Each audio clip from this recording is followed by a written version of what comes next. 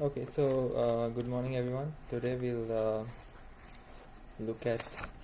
try to finish support vector classifiers, support vector machines, which are just kernelized versions of them, and then we'll start with that will pretty much be the end of supervised learning, and then we'll look at unsupervised learning for the next today's class, next class, and maybe even the last class. Okay, so there's time series methods that's still there. I think one of the classes is reserved for project presentations, I think. So we'll try to manage the rest of the syllabus, the next 4 classes, let's say. Okay.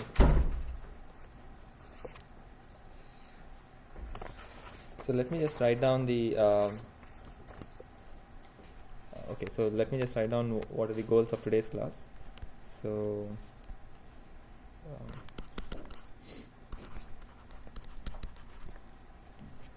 So the first goal is to look at something called the dual formulation.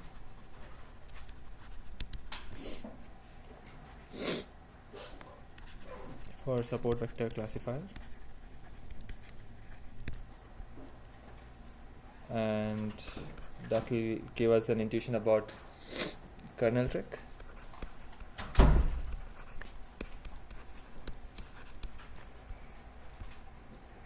And next we'll go into unsupervised learning.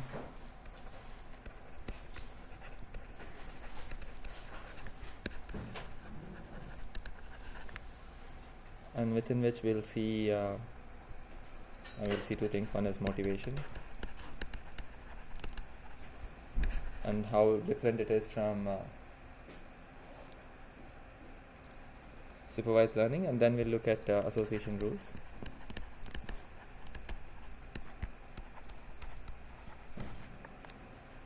So I'm assuming most of these topics have already been covered in some other course.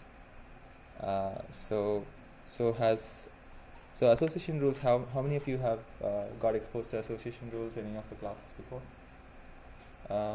Okay, so that's good. So how about others? You've never heard of association rules? Okay, it's so this started, I don't know when it started, but mid-90s was a very interesting algorithm that was proposed in 94, I think, called a priori. And there's subsequent algorithms called FP growth and stuff like that, which are very useful in retail settings and dealing with data sets. So it's the era before SVMs, so mid-90s, and then 2000s was the era of SVMs, and then this decade is mostly neural networks. Roughly, I mean, these are not the only techniques, but so we look at association rules as a way to work with data which doesn't have labels, okay? And then, I mean, that doesn't mean that association rules can only be used in unsupervised learning. We'll see how they can also be used in supervised learning settings as well.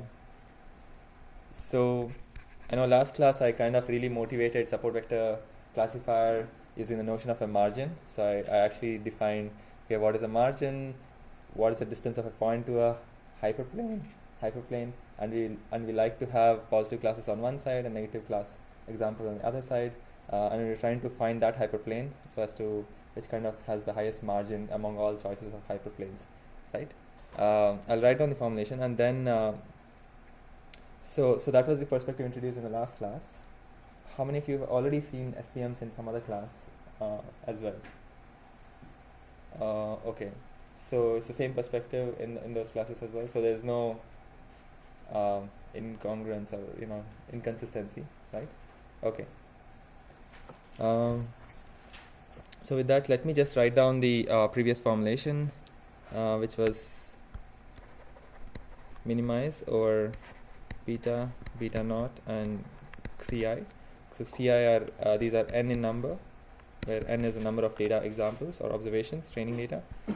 Beta could be, I think, p-dimensional, and this is one-dimensional. Okay. Minimize over these n plus p plus 1 variables. Okay, these are variables which I need to set so as to minimize this objective, which was 1/2 of 2 norm square. So 2 norm square is just a sum of, it's beta transpose beta. So if you remember ridge regression, the penalty term is essentially this, plus some constant that I choose, okay, times sum of I is equal to 1 to n of xi's, okay. And so we want to minimize these over these variables. We are free to choose any of them, except of course we have a, we prefer those betas which lead to large margins, and xi's are essentially our slack budget variables that I can also set. So what is our margin constraint? So things that don't appear in the objective are restrictions on our choices of betas. These are constraints. So a nice way to write this is just write it's going to be essentially a linear constraint. It's going to be yi times xi transpose beta plus beta naught greater than or equal to 1 minus xi, okay. And there's going to be n of them, so for every example, so I is equal to 1 to n, so there will be n such constraints, okay. And also these budgets, we want them to be positive for I is equal to 1 to n. So these are the 2n set of constraints. So n is the first n constraints corresponding to margin requirement, and the second set of n constraints ensuring that the budgets are, the slack that you give for every data point is not negative, okay. And that's because if I did not have the second set of constraints, I can set xi's to be minus infinity and really minimize this thing, right? If there was no lower bound, if there is no less than equal to greater than equal to 0, then I can set these to be really negative numbers and push this objective down. So I can choose. So this was my choice. I can choose a bunch of parameters here. If I have so much flexibility for xi's, I can set this number to be any really low. So lowest I can set it is that these numbers can only be 0. And if I can set all these numbers to be 0, then this goes away, this goes away. Then this is the original problem which we were thinking of in the separable case. When data points, there is a hyperplane such that negative classes can be on the one side and positive classes can be on the other side, then I can actually set xi's to 0 and only look at this smaller problem. So there I just need to choose betas. XI is your data, training data. So, throughout supervised learning, XI was our training data. I is equal to 1 to n. And remember, so this is also we are in the 2 class setting where yi only takes values minus 1 and 1. So the 2 classes are either plus 1 or minus 1. That's a numerical number that we're giving. We are actually using GIs for our classification problems, but for here we are just using y's to represent g's, where y's can only take 2 specific values, minus 1 or plus 1. And c is any number that you choose. So that's user defined. It just is a preference for, you don't want too much of, you prefer not to give too much of slack budget, or you don't. Okay. So there is a dependence on C with respect to how much of, which. So each hyperplane that you choose, that comes with a margin. So if you have data points are fixed, you pick a hyperplane, that will tell you what the margin is, right? What is the distance of that hyperplane to the closest point on each side, right? So choosing a different choice of C will give you, will make you prefer different hyperplanes. And different hyperplanes means different margins. So turns out that I think in the notes I've kind of given you that if C is large, then you prefer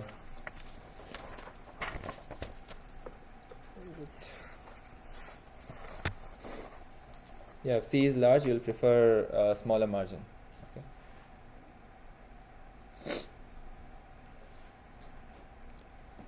Okay. So it's not that you have to accept that as a fact.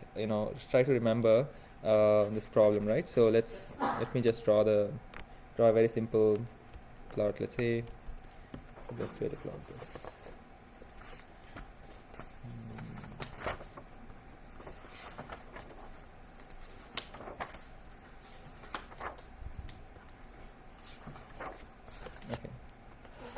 Yeah. Just expanding on this question, are xi and yi all the training data points or only those points which lie on the margin?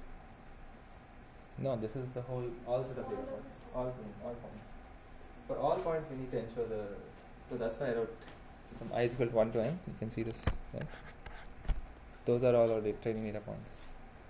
Of course, if you're using SVM inside a cross-validation loop where you're trying to choose maybe the C, or if this is C is the only thing that you can choose here, but which is like a hyperparameter.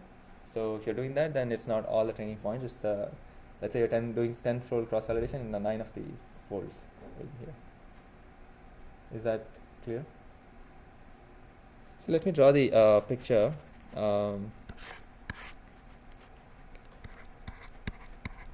So let's say zeros represent, okay. So I don't want to write, okay, let me just put minuses and pluses. And pluses. Okay, these are the two classes. Minuses and pluses represent, the labels of those points, and this is a two-dimensional example. There are only two features, right? And the question is, like, if and in this diagram, actually the classes are separable. You can just eyeball and say that I can always draw a hyperplane which separates the two sets, right? Two sets of points. And if I choose this hyperplane, there's going to be a margin, right? There's going to be the closest point on the left side, and there's going to be maybe there are two closest points on the right side. Margin is essentially the minimum of these two. I mean, minimum of all the points. So whichever side is the closest. Okay. Here I've just shown that maybe there are 3 points which happen to be the closest. Maybe there's only 1 point which is the closest, and that will essentially define the margin. So this, remember the M, capital M that I chose, right? All I'm saying is that if you increase C, you will prefer a smaller margin hyperplane. So each hyperplane essentially kind of defines that margin. So if you increase C, you will get a different hyperplane because you will get a different beta naught. Okay. And why would you get a hyperplane which has a smaller margin? Is because now increasing C means I don't want to give any epsilons. In the sense, ideally I would want to have lower values of epsilons, right? Because I'm penalizing. If there is a larger value of C here, for the same values of epsilons, that means that the objective has increased. Right? So ideally, if I change the C, I would prefer a different hyperplane for which such that it kind of has lesser epsilons. This term. Okay.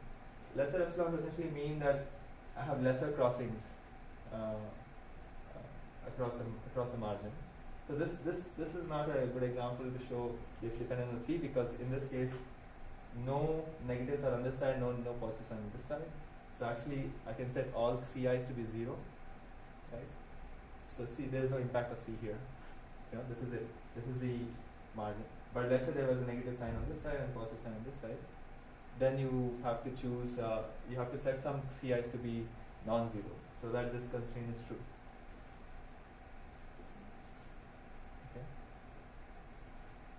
Okay. So just to repeat. For this separable problem, this is a separable problem. You can see that in 2 dimensions, I can draw a line such that the two sets are separated, positive set and negative set are separated.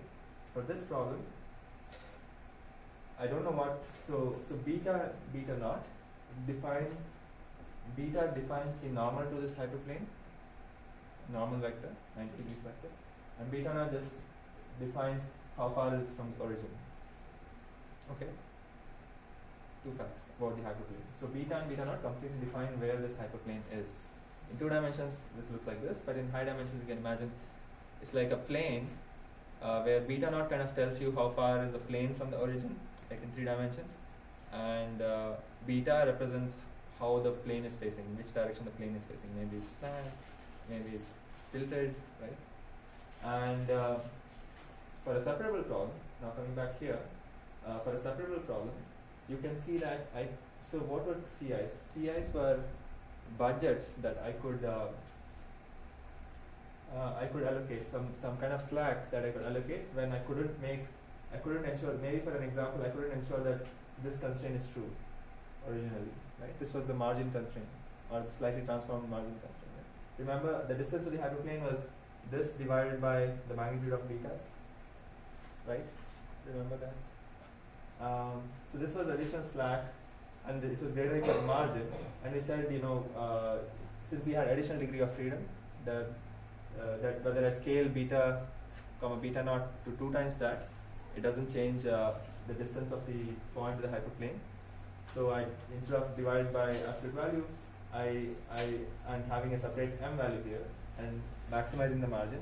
I did a series of transformations, 2-3 transformations last time, to kind of get rid of the margin here and make it 1, and make the objective, instead of maximizing margin, minimize or maximize 1 by 2 norm of beta square, and I said maximizing 1 by 2 norm of beta square is the same as minimizing 2 norm of beta square. So there were 2-3 transformations that I did. So what I'm trying to say here is that if things are separable, then you can set Ci's to be exactly equal to 0. Okay? Because I want to minimize, the lowest values I can set for Ci's is equal to 0. I can actually set Ci's is equal to 0, set them to be equal to 0, then these are gone. Right? These are no more variables. I've already set them. Right? That means that this term is not there. Right? Then you only have this term, minimize this 2 norm square, subject to some constraint. Right? This is the margin constraint. And this is satisfied if the data points are separable. Okay? You can always find a beta comma beta naught such that this thing is going to be valid. And among all the hyperplanes, you get a choice to choose any of the hyperplanes. You choose the one which has the lowest 2 norm square, which essentially is saying the highest margin. Okay. Any questions about just this part?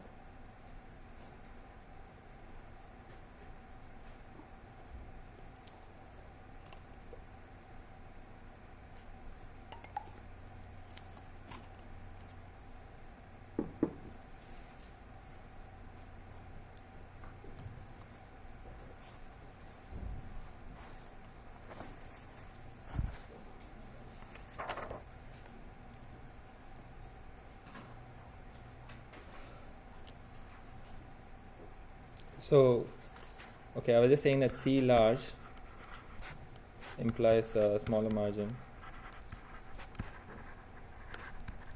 But that here anyway, C, I mean, it doesn't matter what the C is here.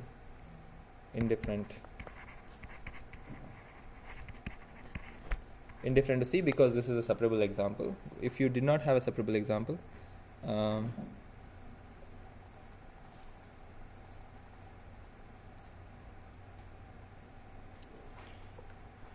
in non-separable cases, instances, problem instance, okay.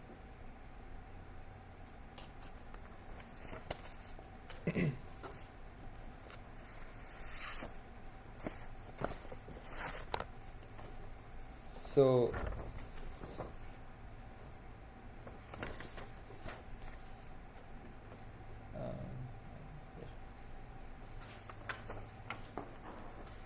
so last time you had a confusion about the sequence of transformations that I was doing.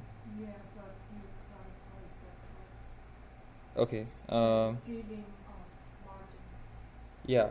So okay, so I'll just at least write down the sequence of transformations that I did. So what is that we're trying to do intuitively? We had this notion of let's look at the separable case. Okay. We said a choice of hyperplane kind of defines a margin, or maybe there's negatives here. Let's say 2 negatives and there's a positive. And we said we want to maximize margin. So this was this distance was m. Okay. The 2 is just a constant. It doesn't matter. Maximize margin over the choice of the hyperplane that was completely determined by beta and beta naught, and did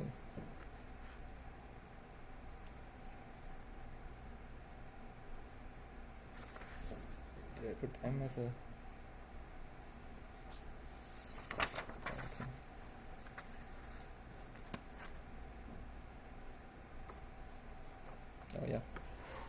such that yi times xi transpose beta divided by norm of beta plus beta naught divided by norm of beta is greater than or equal to m for all the n points, all the training data, right?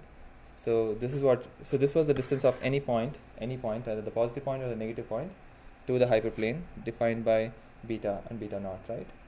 We just saw that this was the distance of a point xi to the hyperplane. So there is a hyperplane which is x transpose beta plus beta naught.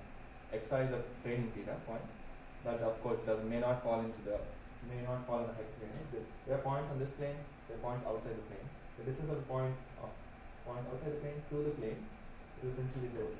Okay, this term inside the bracket. Okay, actually the distance is supposed to be absolute value, but since we are saying if it's positive, let's assume that positive times a positive number, and if it's negative, then let's assume y is -1, so it will make it a positive thing. Okay. So that's why we multiply with y, so that we don't have the absolute value here. And so this is essentially the distance, geometric distance. And we are saying this distance is greater than f, and we want to maximize for the choice of hyperplane to maximize the margin. And we don't know m, so we can maximize all three. But here I'm just saying that there is an additional degree of freedom because of scaling issue. So if I multiply beta, if I multiply beta and beta naught by 2, okay, it doesn't change. So changing beta naught by 2 of course changes which hyperplane it is. But changing beta is just a normal, whether you're normal. Okay.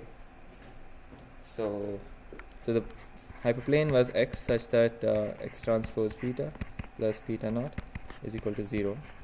Of course, if I multiply both by 2, factor of 2, it doesn't change anything. I mean, it's the same hyperplane. Right? But it changes if you remember the classifier. The classifier was just a sign of x transpose beta plus beta naught. Right. So the classifier, whether I multiply beta with two times or some positive number, that's going to be a different classifier, but it's ultimately going to lead to the same sign. So there's this additional flexibility that we want to kind of curtail. Okay. So this is hyperplane. If I multiply by 2, as in these two coefficients by 2, it's the same hyperplane. Okay. But in terms of classifier, you have if you multiply by 2, it will give you the same sign, but it's a different classifier, right? I mean, by scaling a classifier, it's not just that I have one classifier. I have all positive multiples of this outside the classifier. That's a little bit unsatisfactory. Okay. Because there is no unique beta. You can say if somebody gives you beta comma beta naught, I can tell you, okay, instead of that I'm going to use 2 times beta and 2 times beta naught. That's a little bit unsatisfactory. Okay.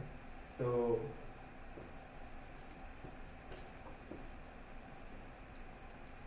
they remove that additional freedom by saying, okay, because there is this flexibility, we can replace m, we can set m to be equal to 1 by beta, 1 by the norm of beta. We are basically removing, instead of having too many variables, we're going to set this variable to exactly equal to the other variable, some function of the other variable. Okay? That's essentially what we do. And so we'll maximize 2 by norm of beta. And we said, okay, maximizing something, we'll just flip it and do minimization of 1 by 2 norm of beta, and we'll also add a square on top of it to make it a nicer optimization problem.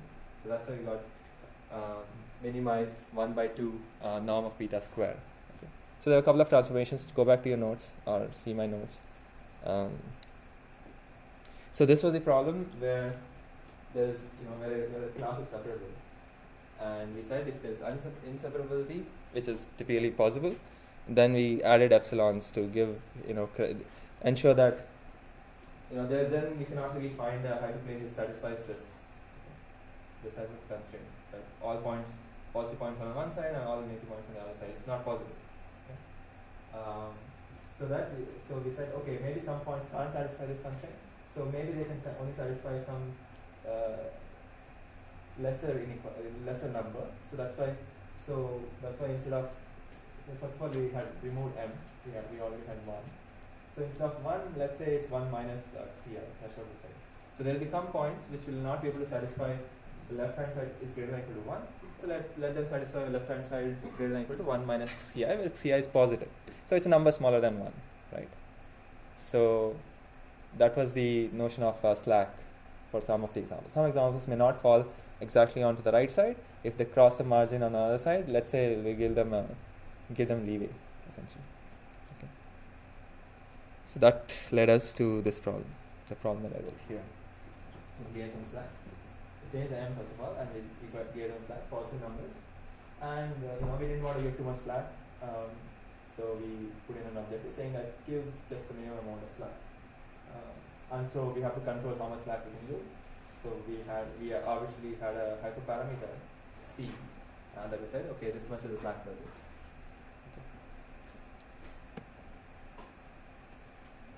Okay. Is that clear? It's just a primal problem. So now I'm gonna start with the dual problem. And so what is the goal here? Let's close this down. Okay. So what is on a primal problem and dual problem? So what I wrote here is a mathematical program. It's a compact way of, it's just a language to say what do I prefer. I prefer a lab hyperplane that minimizes some objective, and I can only search for the hyperplanes which satisfy some constraints. Right? Of course, there are some additional variables that don't define the hyperplane, but ultimately beta and beta naught essentially define the hyperplane. I prefer that hyperplane which minimizes some objective and some constraints. This is a mathematical program. Any mathematical program can be called a primal program. Okay. So we'll just call this a primal program. And why the name primal is just, let's say, the first program. Okay, primal is not very consequential. So let's actually call this objective value. So let's say this minimizes and we get some value. Let's call this p star. Just simple notation. Let's call it p star. So there's going to be a second math program. Mathematical program.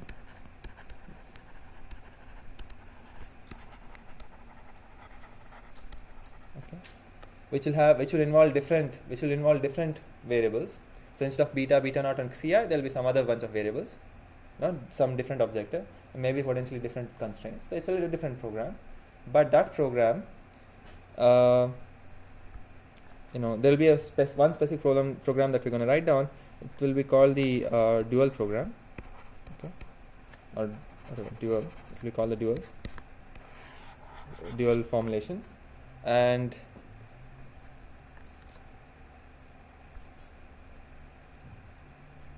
it turns out that for the problem above, which was the problem here, the problem with the objective p star, right?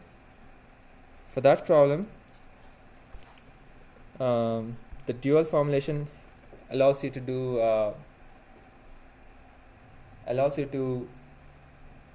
two things. One is justify the name support vectors, which is okay. That's just that's one insight, of course, important insight. And second thing is it will let you go from linear classification problems, linear two-class classification problems that we've been looking at, to non-linear classification problems. Okay, those are two things that the dual formulation will let us do. This dual formulation. So whenever you say a dual formulation, it has to be related to some some starting program, some starting mathematical programming formulation. Okay, so that this was our starting mathematical programming formulation. Some objectives, some constraints, some variables. Start with anyone. You can always write a dual. Okay, that's and we'll specifically write a dual for this program. Okay, and it had two objectives. One was support vectors. Two goals of writing a dual. Support vectors. Second one is kernels. Okay. So to write a dual, what we'll do is actually. So So try to do a slight digression into. I think we've already seen this method of Lagrange multipliers, while justifying EM. Okay. So remember so this is just a recall. So we had this problem, right? Trying to remember whether it's max or min, but I don't have the notes. I think it was let's say minimize over Ri, sum over Qi log Ri by Qi, subject to sum over Ri is equal to 1. Some optimization problem like this was there, remember? Or you don't remember? So I'm just trying to illustrate the method of Lagrange multipliers.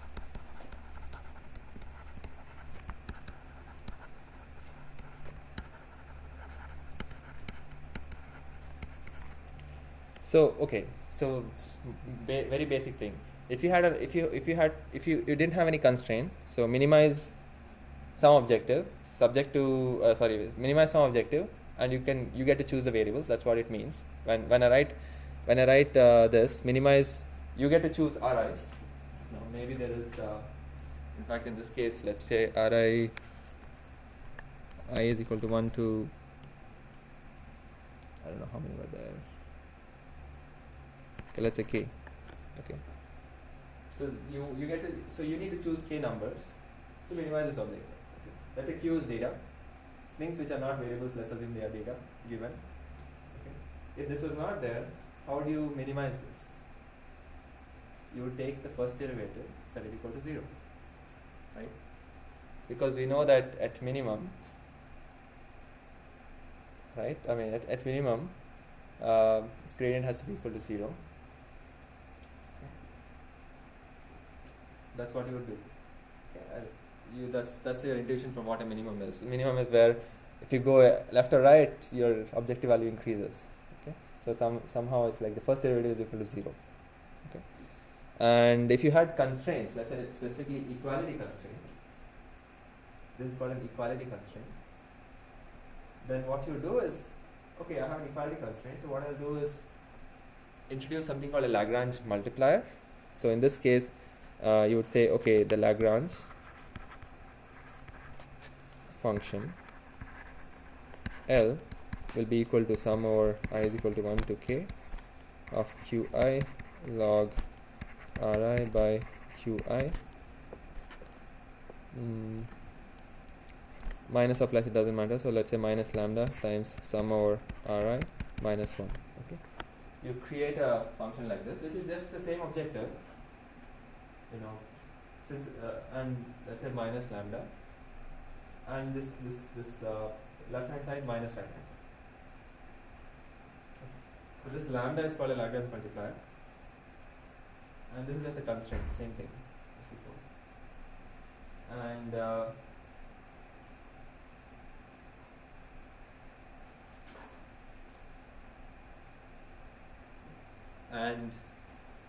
And the way you would solve the problem is now take the derivative. So now you will say, okay, I want to find Ri. So what I'll do is I'll take the gradient of L with respect to Ri, set equal to 0. So I'll have k Ri's, right? I'll have k different, there are k Ri's, right? So I'll take k derivatives like this, set it equal to 0. That's the usual thing you would do without constraint of just the objective. Here we are doing the derivative with respect to with respect to L, not the original object. You take the set the derivative with respect to the original variables, set it equal to 0. But the additional thing you will do is I'll also set this with respect to lambda is also equal to 0, because lambda is called a Lagrange multiplier. So we'll have this additional concept. If you take the derivative with respect to lambda is equal to 0, this is the only term which appears as a coefficient of lambda. So you're essentially saying, I want to take the Lagrangian derivative with respect to the variables, and I want to impose this constraint. Essentially, that's what we say. Okay.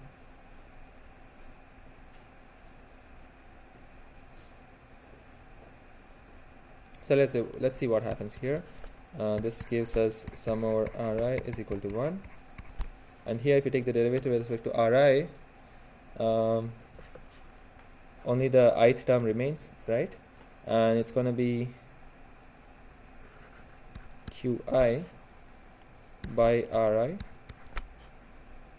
That's it. Okay. Minus lambda is equal to 0.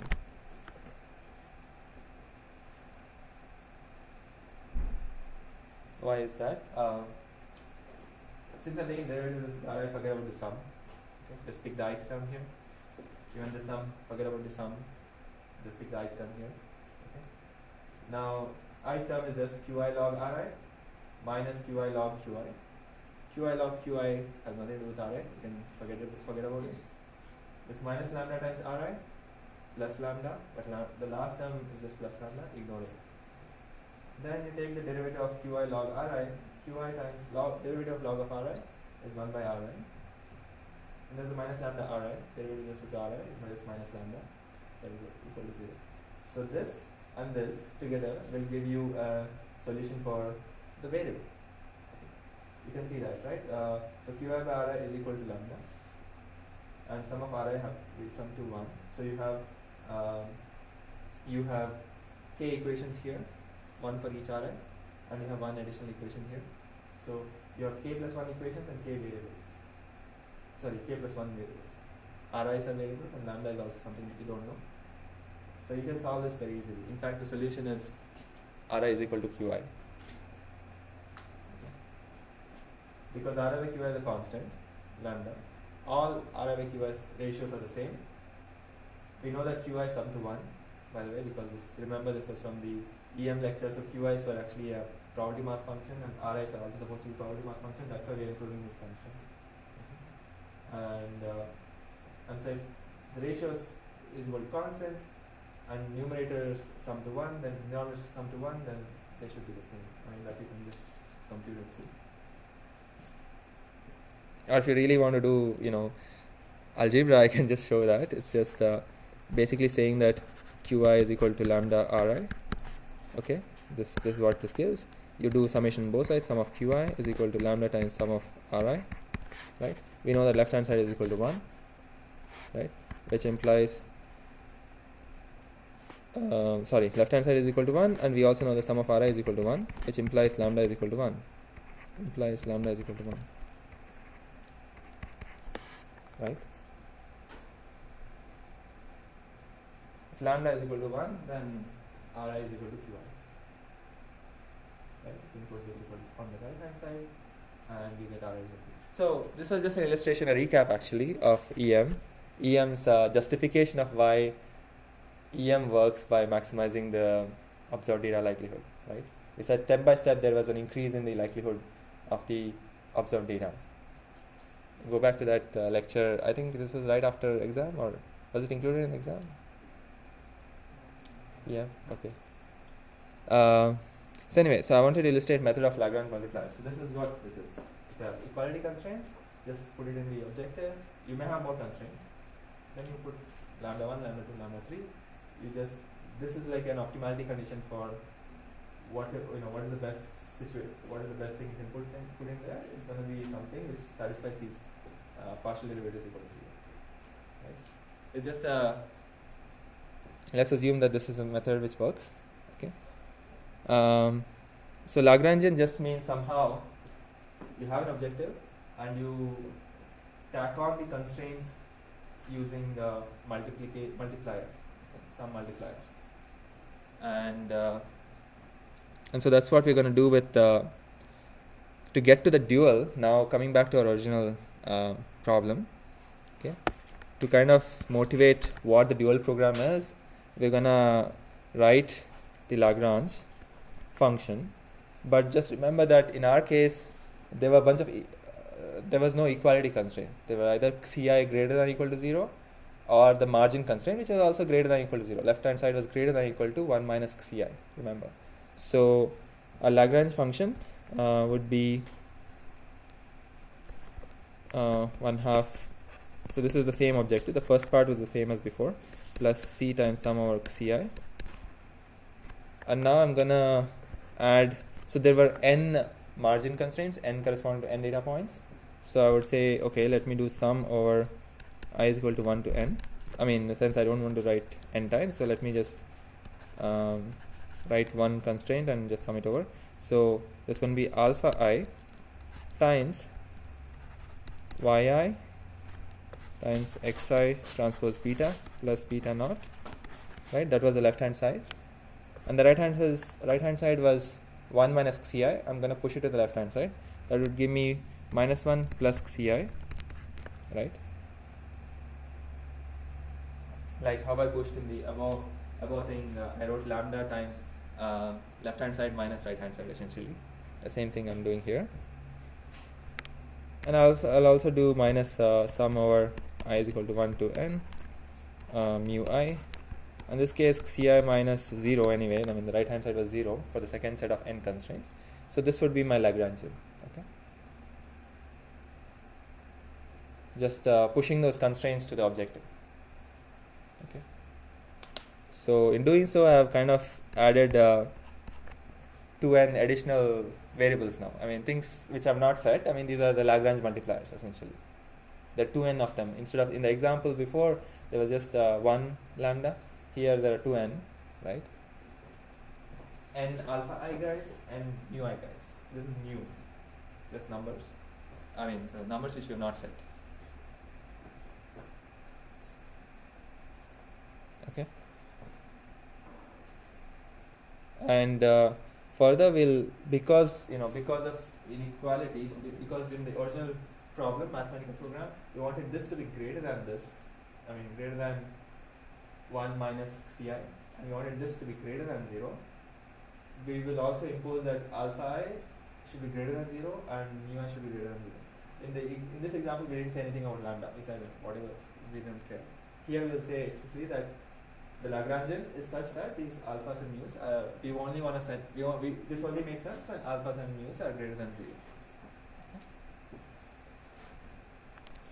Alpha is greater than or equal to 0 and mu I is greater than or equal to 0. Okay, now what we're going to do is same exercise. Let's take the derivative of L with respect to all the variables that we initially had, because we know that if we take the derivative with respect to alpha and mu, we'll get the same thing, the constraints which we already knew. Okay. So we'll only take the derivative with respect to our original variables. So let's take derivative with respect to beta. Let's take the derivative with respect to beta naught. And let's take the derivative with respect to xi. Okay.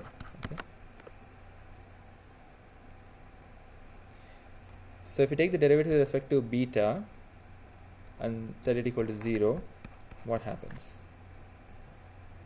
So it looks like a messy equation that there's 1, 2, 3, 4 terms, but let's kind of just pick the term as beta. Okay, this doesn't have beta, ignore. This doesn't have beta. I mean, so some alpha times thing we don't worry about it. There's only one term here which involves beta, alpha I, yi, etc. beta. One term and there are n such summations, and then only this term involves beta, right? If I want to take the derivative of this function, crazy, there are too many terms with respect to beta, I just need to take the derivative of that with respect to first term and the n terms where we only care about this part only. Okay. And so let's take it one step at a time. The first term derivative of with respect to beta. Now beta is a vector. Okay. Remember we did this in linear regression. If you do a vector derivative, you will get a vector. Okay, so the vector is going to be, if you take the derivative of 2 norm square, beta transpose beta, vector derivative is going to be beta. I mean, I'm not going to repeat this. You can check the notes of the first 2-3 lectures. You will see that it was repeated. So, I mean, because of the additional constant. Okay, so it's 2 beta, and there's a coefficient 1 by 2, so that this 2 and this 2 cancels anyway. Okay, that's the thing over there. And then there's going to be beta over here, And if there's a function, so what is the derivative of x transpose beta? It's just going to be x. Okay. So this will be essentially minus sum over I is equal to 1 to n alpha I yi xi. The partial derivative is actually a vector. So the first term of the vector is going to be, we can write it as sum of difference of two vectors. The first vector is just beta itself. The second vector is going to be alpha I yi xi. Remember, xi is p-dimensional. Beta is p-dimensional. So this thing makes sense. And so the derivative equal to 0 is actually p-dimensional equation. Actually. Okay. And why am I doing this is to show some dependence on these multipliers and the hyperplane beta. Ultimately, our classifier is a function of, our classifier is just a sign of beta transpose x plus beta naught. For any given data point, I can just compute that, look at the sign. But now we are trying to move away and talk in terms of a different set of variables, alphas. So we are going to talk in terms of the Lagrange multiplier variables, alphas and mu's. And these are going to be part of the dual formulation that I'm going to get to. But we are still just defining what the Lagrangian is and taking the derivative, okay, and seeing that beta just depends on alphas in this way. Okay. In particular, this is just equal. This implies beta is equal to sum over I is equal to 1 to n alpha I yi xi. Okay. And if we take the derivative with respect to beta naught, there's absolutely, there's only one term here which depends on beta naught, everything else is irrelevant. Take the derivative with respect to beta naught, you will get a coefficient which is yi times alpha xi, which multiplies this, and that's just equal to 0. Okay. If this implies sum over I is equal to 1 to n of alpha I yi is equal to 0. You don't have to write it. I will give you this notes anyway, but try to understand what's happening. Right? This is fine. This step is not. This step is just scalar derivative, so it's easy. And derivative with respect to ci equal to 0 implies alpha I is equal to c minus mu I. Because ci is here, so just pick the ith quotient. There is multiplier c here. For this ci, there is a multiplier alpha I here. For this ci, there is a multiplier mu I here. So, to take the derivative of ci, there will be n of them, but I'm just focusing on the ith one. That will give me alpha is equal to c times mu I. So, all this is saying is that, the two Lagrange multipliers are related. So, I can, which implies that mu I is equal to c minus alpha I. So, wherever mu I comes, I'm gonna kind of remove it.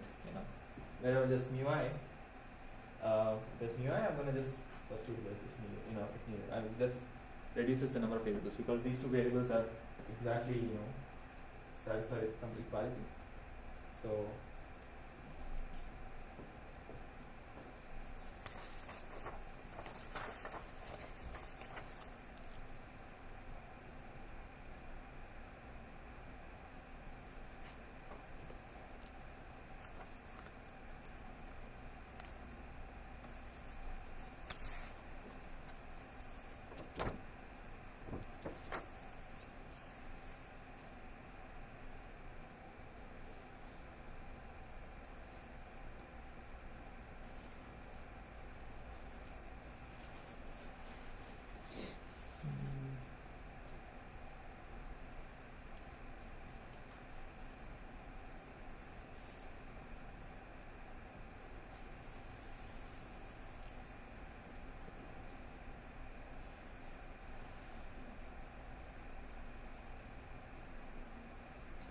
So if you substitute the expression, so what we'll do now is substitute the expressions for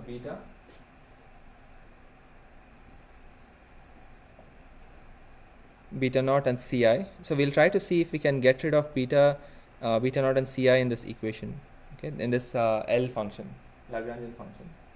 And you'll see that ci is just cancelled because every coefficient of ci is just C minus alpha minus nu, right? And we just saw that C is equal to alpha nu. So coefficients of Ci are 0. So Ci just completely falls off from the expression of L. Okay. What I'm saying is because of this, Ci's go away in L function, and because of this, so this sum of alpha I yi is equal to 0. The thing which multiplies beta naught is actually sum of alpha I yi, which is equal to 0. Then this thing also drops out. I mean, irrespective of what value it takes, I don't know what it takes, but its coefficient is 0, so I delete it. Similarly, Ci's coefficients, they're essentially 0, so I delete Ci. So you will see that, I mean, there's not big leap of faith. You'll just, if you substitute, you'll see that the L function essentially reduces to sum over alpha I minus 1/2 sum over I is equal to 1 to n, sum over j is equal to 1 to n of alpha I, alpha j, yi, yj, xi transpose xj. Okay, so this is just a substitution of, setting gradients equal to 0. Some equalities happen. These equalities kind of removed beta naught and Ci, and we know exactly what beta is. Beta is just sum over alpha I via xi, right? And we can just substitute that. Remember, beta was appearing here and here. So you will see that there's a square here. So square of n terms will have element-wise, pairwise terms, and then squares of individual terms. And here, if you substitute beta, you'll again get elements. So you'll again get elements which will have square terms. Sometimes it will be, I didn't put I there, but you'll get square terms and element-wise terms. And ultimately everything cancels out, and you have these pairwise terms. So beta, I just substitute the definition of beta. I don't want to do that and spend 5 minutes, but because it's not very insightful. But ultimately you'll get something like this. And you can see that, like, you had a sum, you just want to substitute this in the original expression. This is a function of alphas, here you have got a function of alphas. And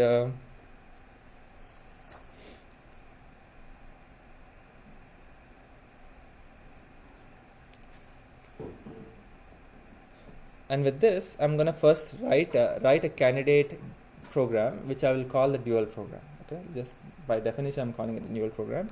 So the dual program, when I say program, it's just say what is the objective, what are the variables for the maximizing, minimizing, and what are the constraints. That's it. This program doesn't mean anything special. Just like the original SVM problem, I think I should have, there was this minimize beta plus some C times sum of CIs, that problem. There's going to be another problem here, which is going to be maximize. Okay, let's not call this L because that L was over there. So L with substituted. Okay, let's call this substitute. Okay, maximize over alpha I of L substituted. Okay.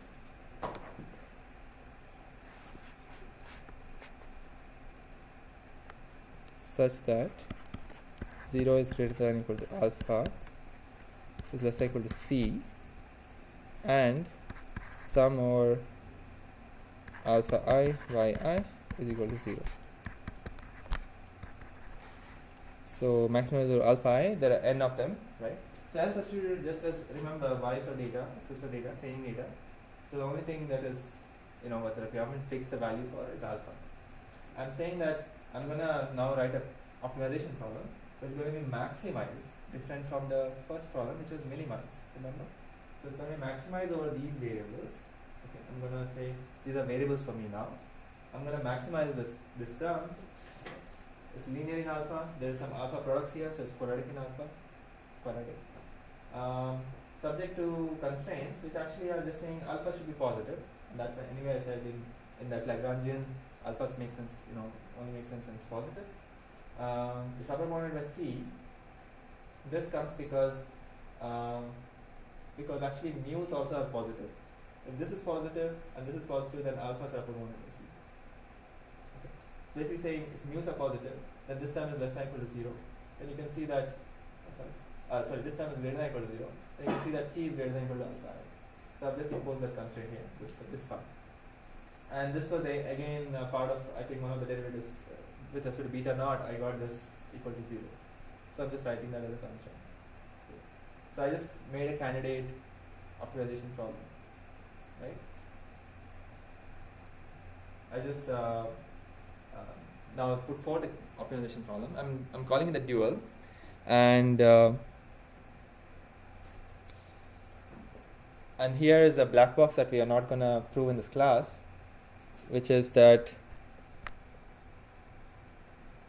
first of all, so let's call this is dual. So let's say the objective value is equal to d star. Okay. There is this fact. Let's say fact 1 is that p star is going to be greater than or equal to d star. Okay. So the first mathematical program that we wrote is whatever value it takes. It's a different optimization problem. It had different objective, different variables.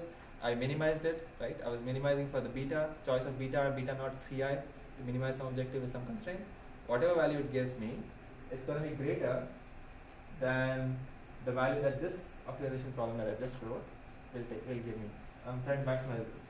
It's like the best I can do on this side is going to achieve a number. It's going to be smaller than the best I can do on the other side. Okay. So the original problem is minimizing. This problem I'm maximizing.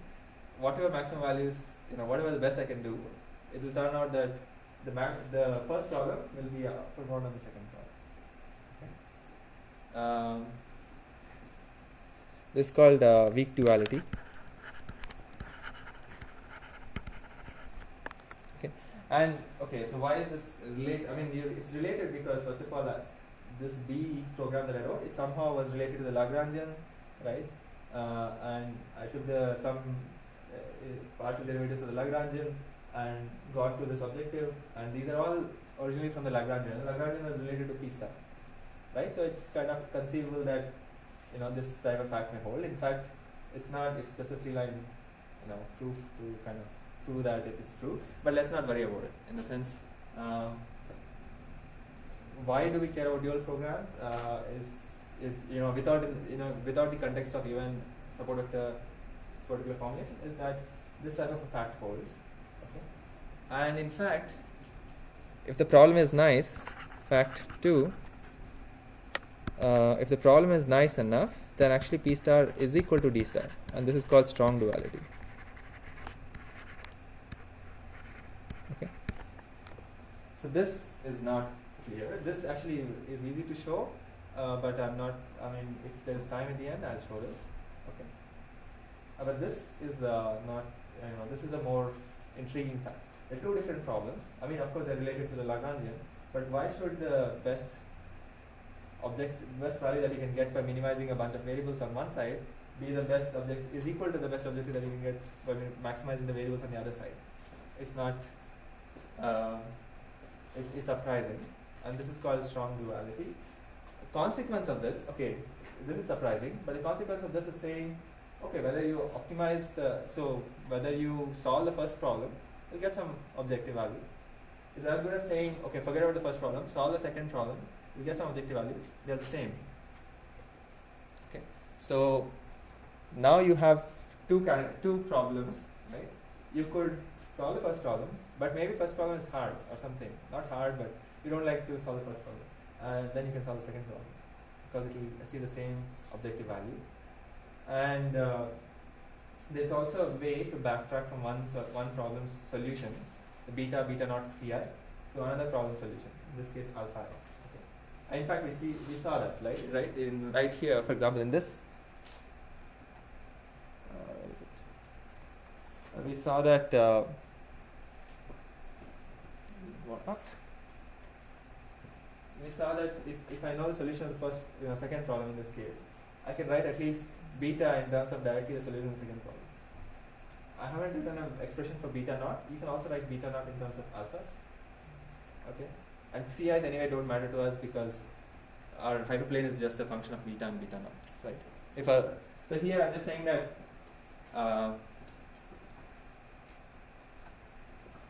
if you could solve the second problem, you can also get a solution for the first problem by not solving anything, by just doing some simple computation, simple transformation. Okay.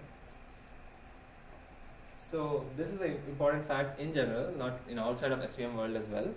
Okay. So why? So what is this strong duality under nice conditions? Okay, and the nice conditions are, it's not very critical, but let me just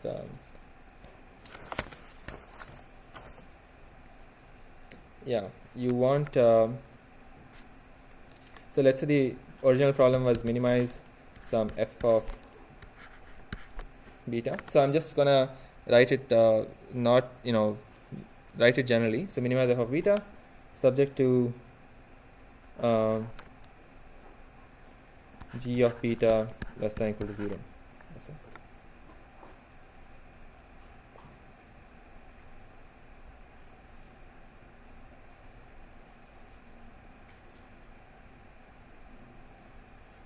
Okay. So I mean our original SVM problem was essentially this. The classical problem was something like this. Right? There's some function of beta. So forget about the CIs for now. I mean, think of the separable problem itself. That also had some objective, quadratic objective. That also had some constraints on beta, with some data in there, right? In fact, it was, the margin greater than or equal to 1 essentially. But I just said, okay, take the negative of it. You'll get some expression, some constraint, right? So what are those nice conditions? They just mean, f is convex. Okay, and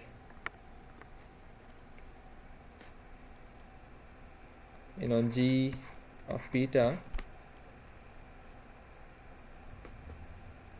so you just want, there is a point, there is a beta, so this is a nice condition, this is a nice condition, there is a beta such that g of beta is strictly less than 0.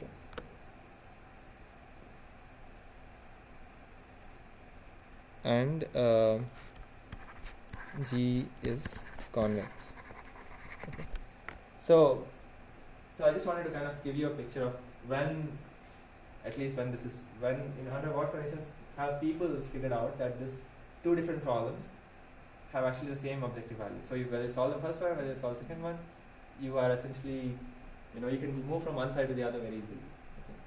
And we prefer the second one in the SVM case because of the reasons of support vector definition, and also to make the problem go from linear to non-linear settings. Okay. So have non-linear models. Remember, otherwise, if it was only linear, then support vector classifier would have been covered in the first part of the course.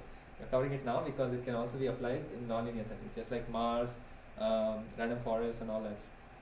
Right. But all the thing is these. So convex just means a nice shape. This is like a ball. I mean, that's not the only. There's a formal definition for it, but let's not worry about it. So this equality holds. Okay.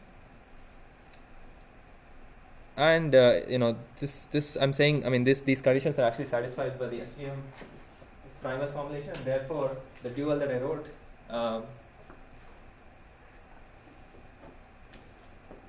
Will give us the solution as good as solving the original Primal. Okay, it's the same solution, and okay.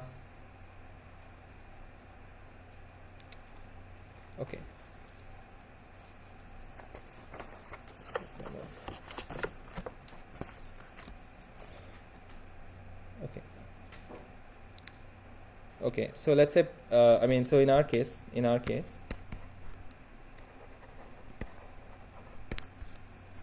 because primal is equal to t star dual, objective values are the same, the following equalities, these are called complementarity equations. Equalities and equations are the same thing. The following equalities hold. Okay, where is this? Hold just means that because p star is equal to d star, there's some equations which hold. Okay? And what are those equations? And that's going to give you. So now I'm getting into the what is meant by support vector. Okay, that's what is the context here. What is that equality? It is that alpha I times yi xi transpose beta plus beta naught minus 1 plus ci is equal to 0. Okay, this is the first equality. And c minus alpha I times ci is equal to 0. So these are the two equalities.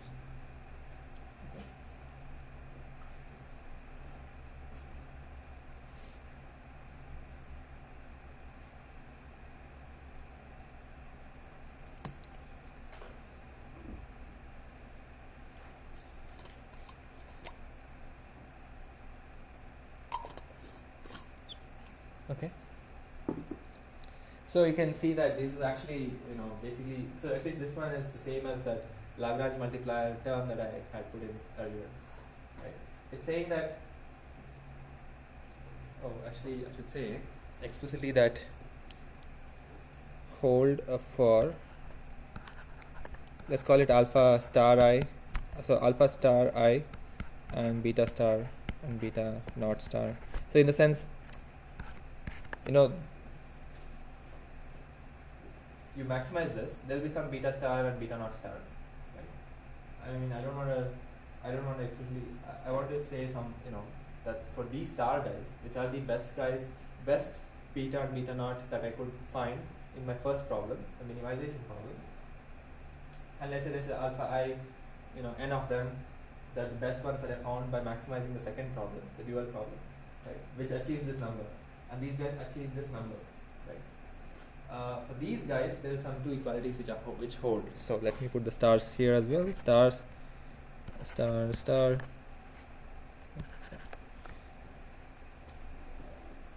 These equalities hold, and from here we'll try to interpret what is in the support vector. So first of all, let's make CIs is equal to 0. CIs, which means that we are in the separable case.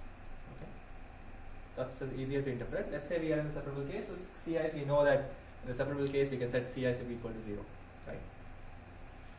Agree? Okay. So let's forget about them. Okay. Let's say CIs is equal to 0. Okay. Then what we're saying is that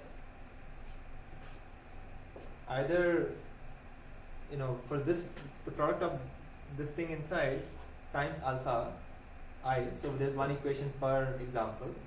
For this thing to be equal to 0, one of the terms have to be equal to 0. Right? Or, both can be 0 as well. That's also okay. Both cannot be non-zero.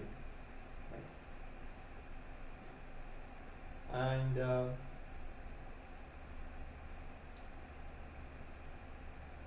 so let's say there are points which are not on the margin, which means that yi times xi transpose beta star plus beta naught star, this thing is going to be strictly greater than 1. Right? Remember the margin, there's going to be some points which are far away from the margin, like the two bands that I drew. That means this term is not going to be equal to 0. I mean, this thing here, forget about CIs for now. If this is not equal to 0, then this has to be equal to 0, alpha.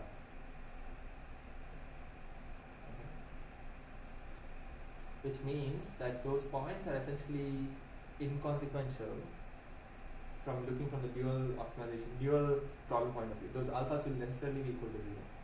Okay.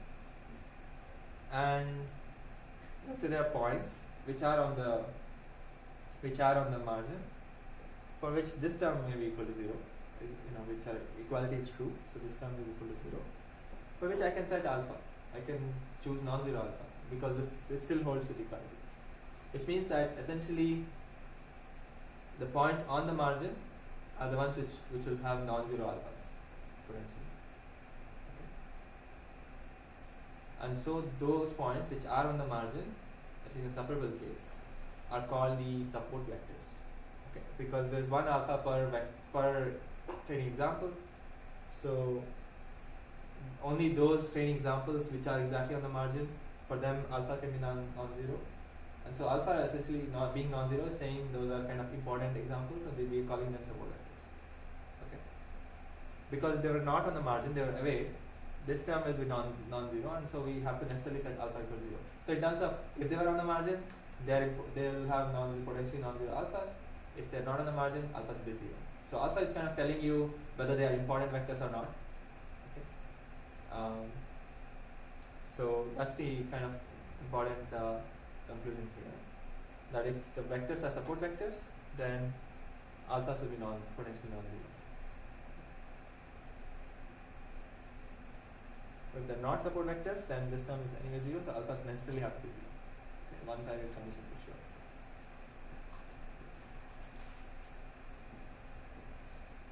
And with CI,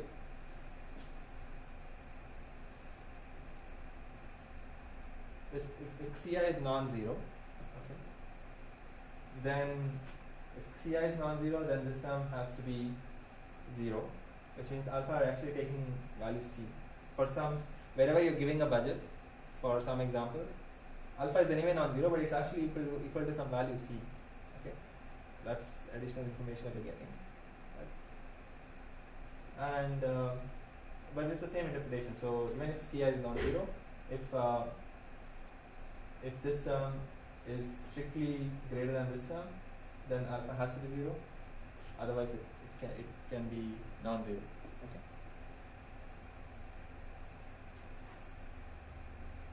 So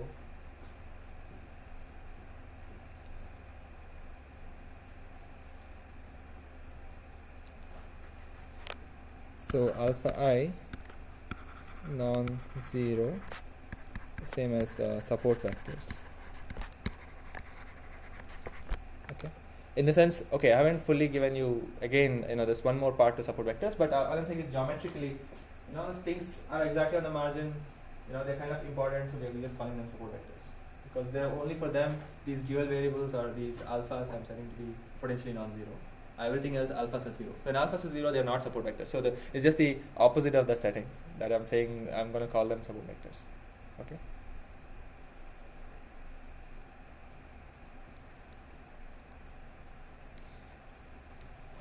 But the second part is that if you recall, beta was actually equal to sum of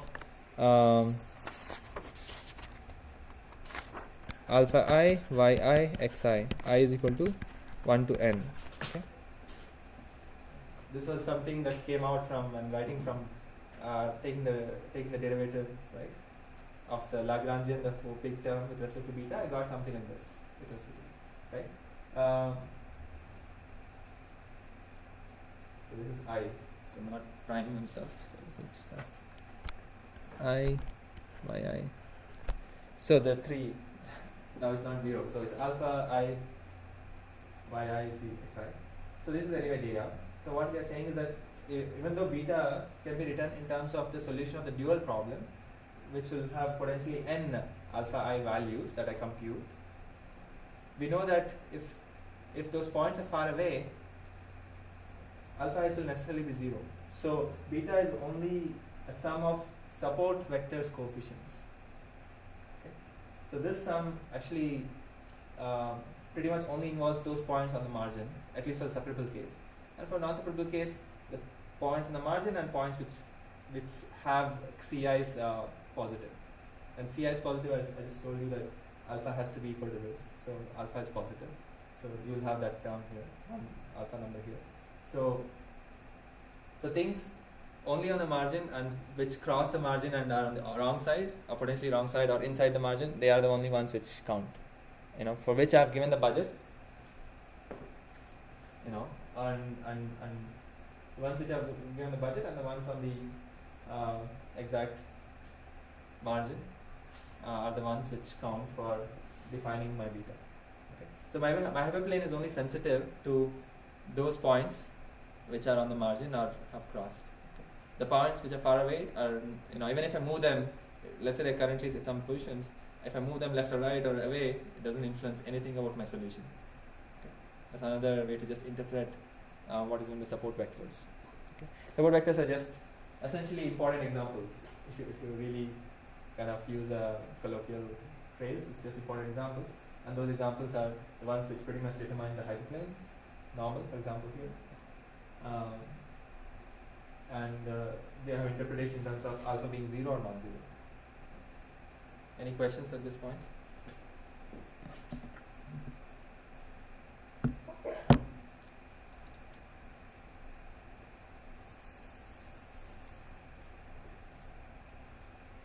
Okay, if there are no questions, we'll take a 10-minute break.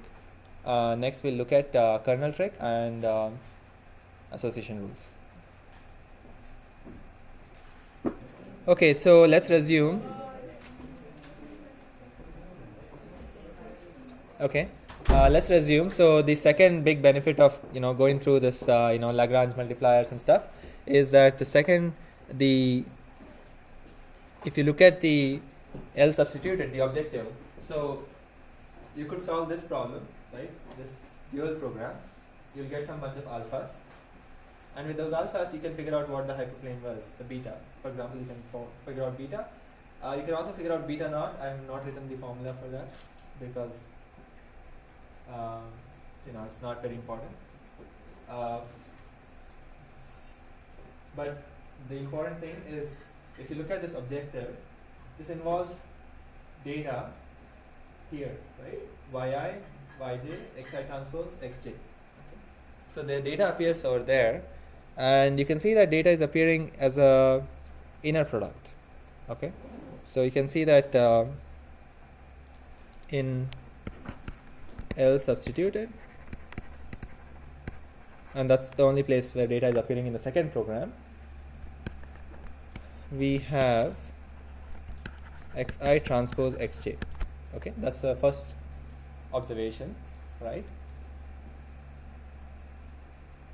Right, if you see this here, what I just said, you want to solve this problem, there's a bunch of constraints on alpha, you're trying to maximize alpha. This has alpha and some data like numbers, and these are the trained data points, and this is only giving us inner product. Okay, so now, okay, but we also know that if we have data, let's say I don't know, income, age, and education level, that you could always do transformations, interaction terms and things like that. So you could always do some transformation, let's call it phi of x, which would just be, for example, x square, maybe log x. If it's one dimensional, let's say, this is an example, you could always do a transformation, right? From raw variables, you could always do some new transformed variables, which could be potentially also interaction terms. Maybe x is two-dimensional, maybe this is x1, x2, maybe this is x1, x2 square, x1, or maybe you also could put an interaction term, maybe x1 times x2, right? Maybe even the base ones. So I just made a five-dimensional vector from two-dimensional vector, right? This isn't nice. Let's do. So these are transformations. The original things I just preserved, and I said, okay, let's maybe include x2 square, let me include log x1, and maybe let me also include x1 times x2. Okay?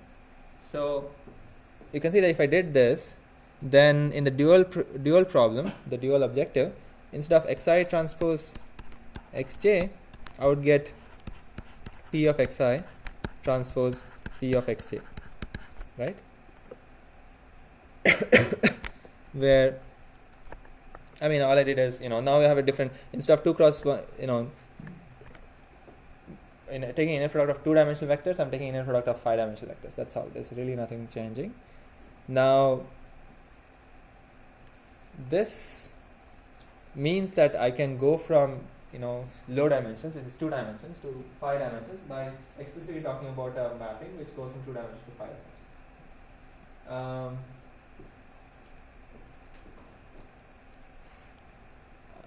And doing an inner product in the 5-dimensional space.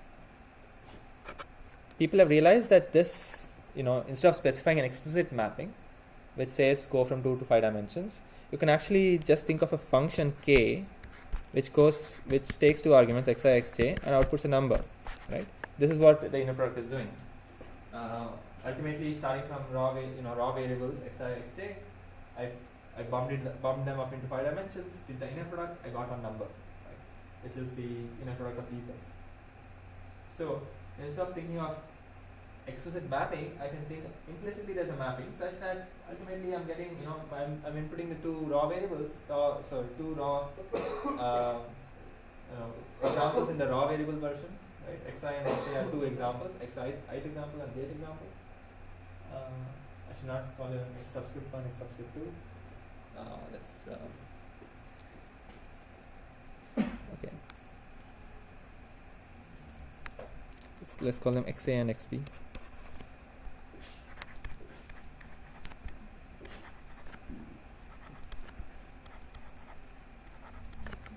Sorry, xa and xb are just 2 components of an example. Let's say the ith example. Okay, first coordinate, second coordinate. I just said increase the coordinates. You can do that. Here I'm saying if you have 2 examples, this is what appeared in the objective of your dual formulation. I'm just saying instead of this, you could potentially do this if you did the transformation. Or I'm saying that now instead of thinking of which transformation to pick, maybe we can just think of there's a function which can just go from my 2 examples in my, maybe they are raw examples, and produce an output such that this function implicitly is capturing this. There may be a transformation like this,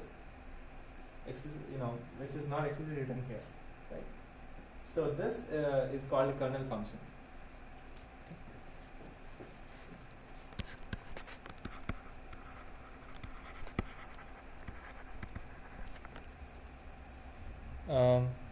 Where I've just said, if there was a mapping from, let's say, 2 dimensions to 5 dimensions, this would correspond to a kernel function which takes these 2 as inputs and spits out a number, right? But you don't have to actually think of there being a function like this,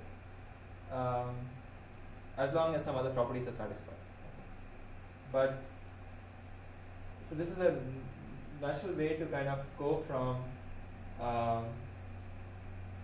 linear classifiers. So if I had just used xi, xj here in my original data, I would get a hyperplane with xi and xj plotted, right? In 2 dimensions. Let's say xi, in fact, I had xa, xb, 2 coordinates, and I saw a hyperplane between them. Okay. But what if I did this? Now I have xa, xb, but I also have 3 additional dimensions, right? And I'm looking for a hyperplane there, right? In 5 dimensions, I'm looking for a hyperplane. The hyperplane in 5 dimensions, if you actually kind of now try to visualize it in 2 dimensions, it will not look like a line. It's going to look like a curve. Okay. So that's a very important point here. Why are we doing this kernel trick? Is that you had minuses, let's say, pluses, maybe plus over here. So this was the hyperplane, right? This is xa dimension, this is xb dimension, this is the hyperplane that we got if you just solve the dual problem in this phase. If you did this transformation, and in this transformed phase, you would get a hyperplane, right? If you solve the primal problem, if you remember, primal problem, the beta dimension is the same as the phi of x dimension. So the beta dimension will be 5. Okay, transformed variable dimension. So you'll have a 5-dimensional. In 5 dimensions, you'll have a hyperplane, right? Do you agree with that, or even that is not clear?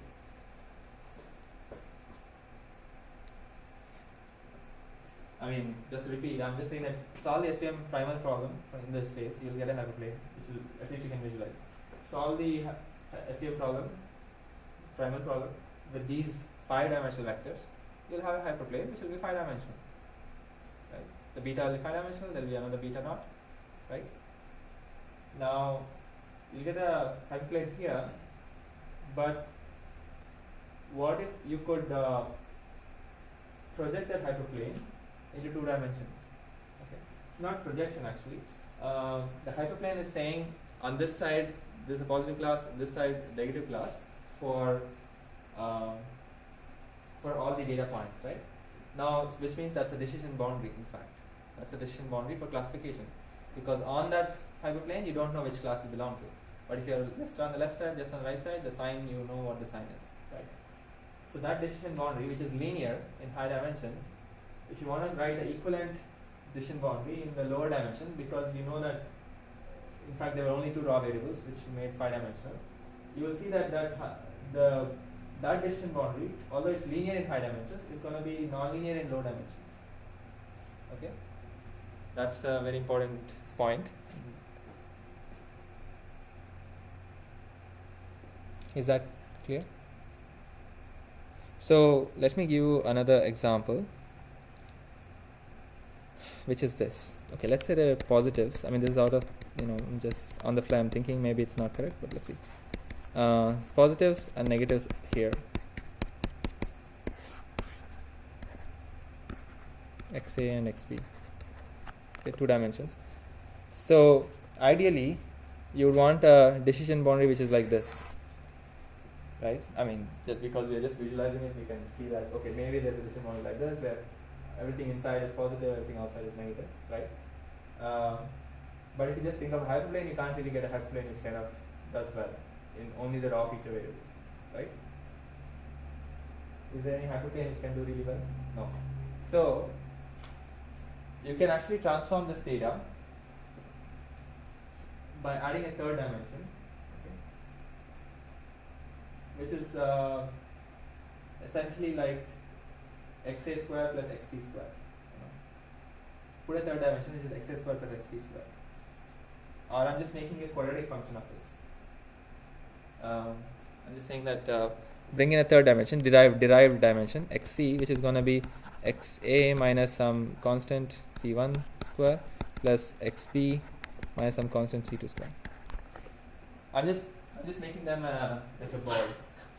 I'm just placing a third derived feature, which is like a ball. Okay.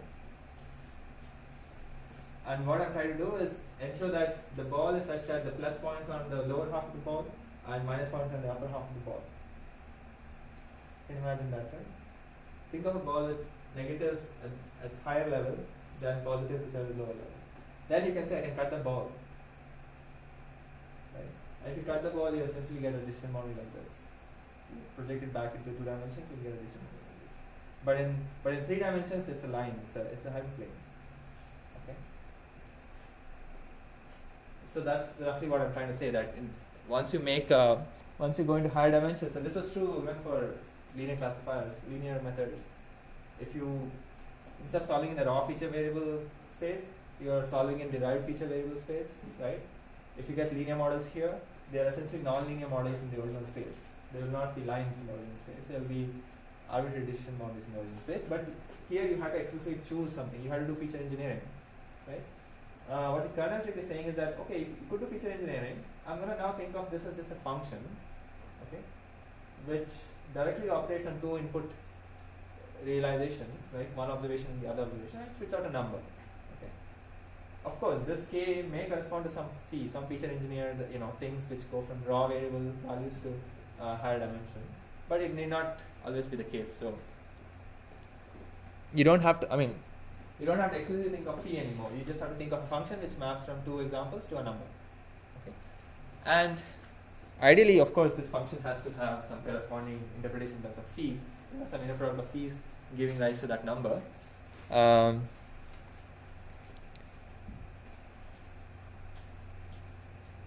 And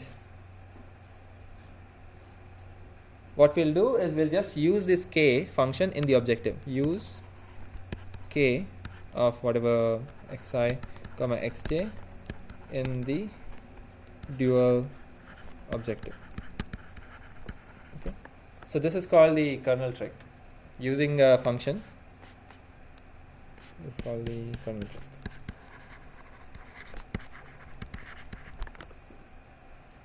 And what functions do I like now? I want to think. I don't want to explicitly think of feature engineering things. I want to think of what k could be.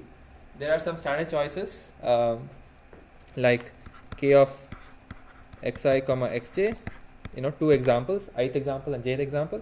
Let me just say this is equal to xi transpose xj, maybe plus, I don't know what example I used.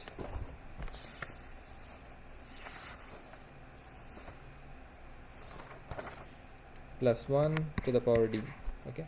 So I'm just saying that, let me say, if I have two examples, let me take the inner product, add 1, raise it to the power d, and that's my number. Okay. Actually, this corresponds to a particular phi. You can actually unwind it, unwrap it, and you will see that it's essentially some phi of xi transpose some phi of xj. You can do that. I think I'll skip that and see if I can come back if I have time. So this is one example of a kernel. Okay, this is called the polynomial kernel.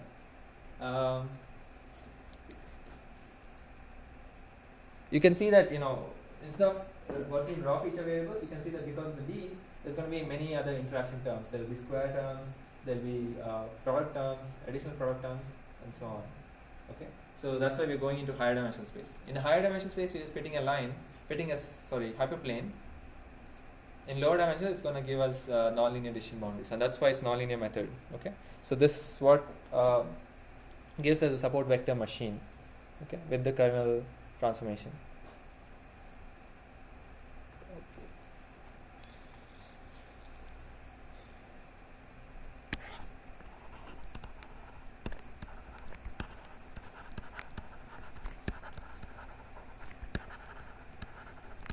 I mean, the name machines is just arbitrary, but it just means that this nonlinear model now because of the kernel trick.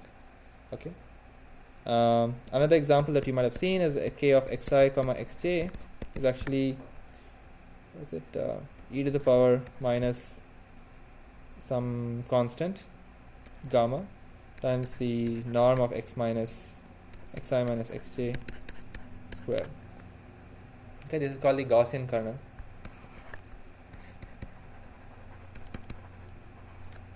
This is called the polynomial kernel. I mean, there's a mathematical theory behind these guys, but that's why I guess the name kernel and all that. But for us, this suffices. Basically, it's going from because of the dual formulation only had inner products, and because beta was only in terms of inner products, this product of xi transpose xj, we can just change the inner product to k of xi comma xj. We just added a function into that, and that's what makes the method non-linear and very versatile. Okay.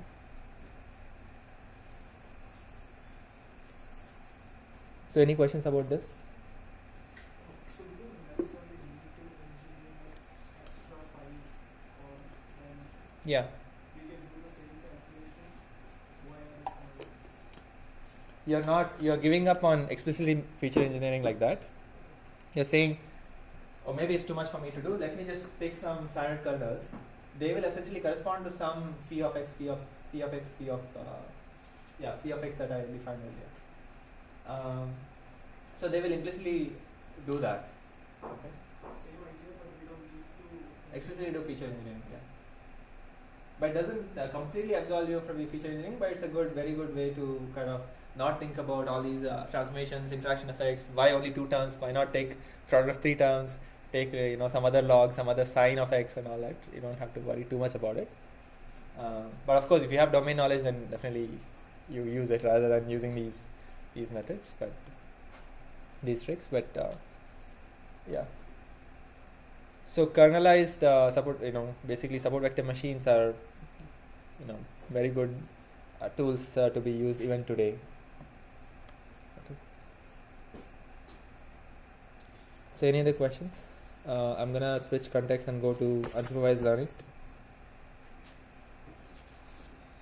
There's a small text on support vector regression. So I've been only talking about classification. And in classification, I'm only talking about 2-class classification, right? So you can say, oh, is this very limited? It is somewhat, because if you want to do, let's say, k-class classification, how do I, do k-class classification? There are no good solutions for that. In the sense, no good extensions of this kind of support vector machines to that. except what you can do is do an SVM for every class as every other class. You can always build, if you had a K-class problem, forget about SVMs, if you only had access to a 2-class classifier, you can always do a classification for every pair of classes, or one class versus the rest of the world, rest of the classes, type of models you can always build. And then somehow, once, given any new data point, if you want to say one class, you need to kind of now look at the outputs of every classifier, every pair of class classifier, and then somehow merge the result. Okay, so they're not. So I would say I would consider that a heuristic, but that's a way to extend 2-class classifiers to K-class classifiers. Okay, yeah. So, like if we are given a data set, and we just look at the initial Clusters. Yeah. Okay.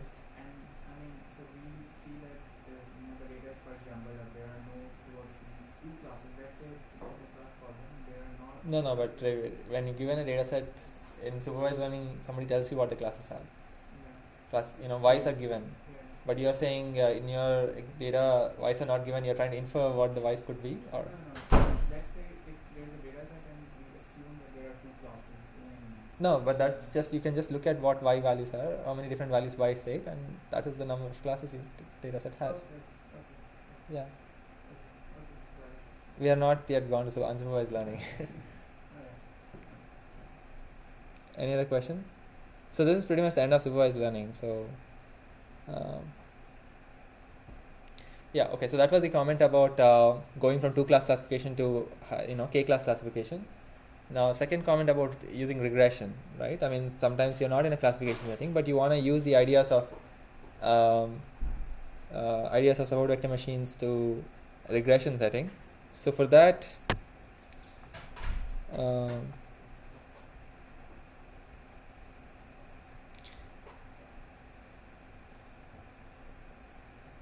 okay, so for that there is a slight difference, because Y's are now no more, don't take values plus or minus 1, right? The Y's, they are regression, output variable is continuous, so it can take arbitrary values. What people solve is actually, one version is called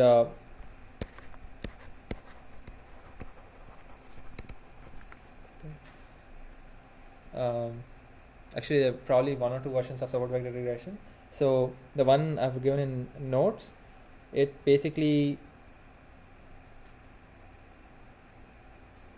solves this problem. So let me just go back to the primal problem, actually, minimize over beta and beta naught, and minimize, something like this, something to do with the margin, plus C.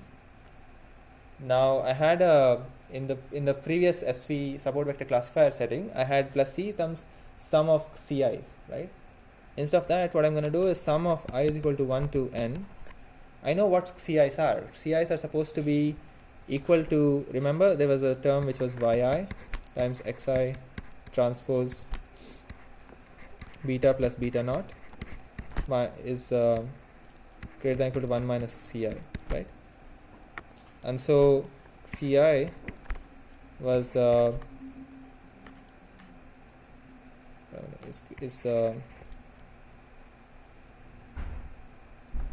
greater than or equal to 1 minus yi times xi transpose beta plus beta naught, right? I just rearrange the terms. Okay.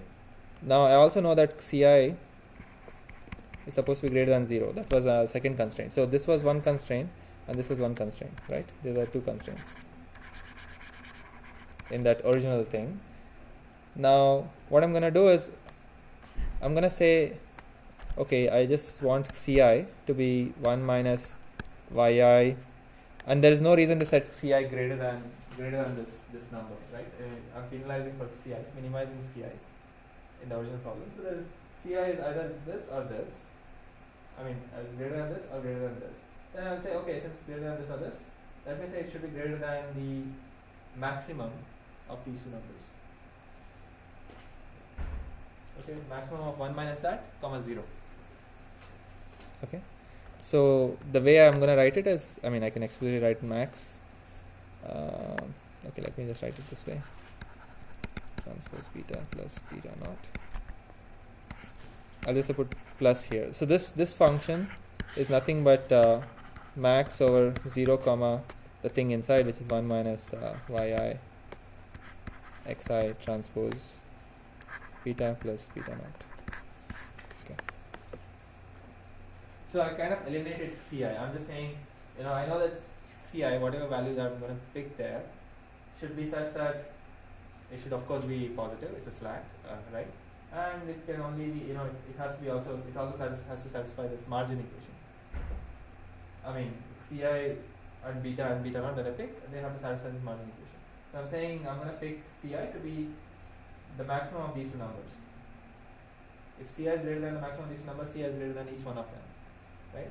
And then I'm going to say, okay, since there is no reason to pick ci to be anything greater than, strictly greater than these two numbers, it should be exactly equal to the maximum. And I'm just going to eliminate the ci variable and say this is the objective, okay? Where I've kind of removed the constraints essentially. It's one, right? And the reason why I wrote this is to say that, okay, this looks like, okay, this was just to motivate that because I removed I put the margin constraint into objective term. Now you can think of this as an unconstrained optimization problem, okay, where I'm just trying to set beta and beta naught, right?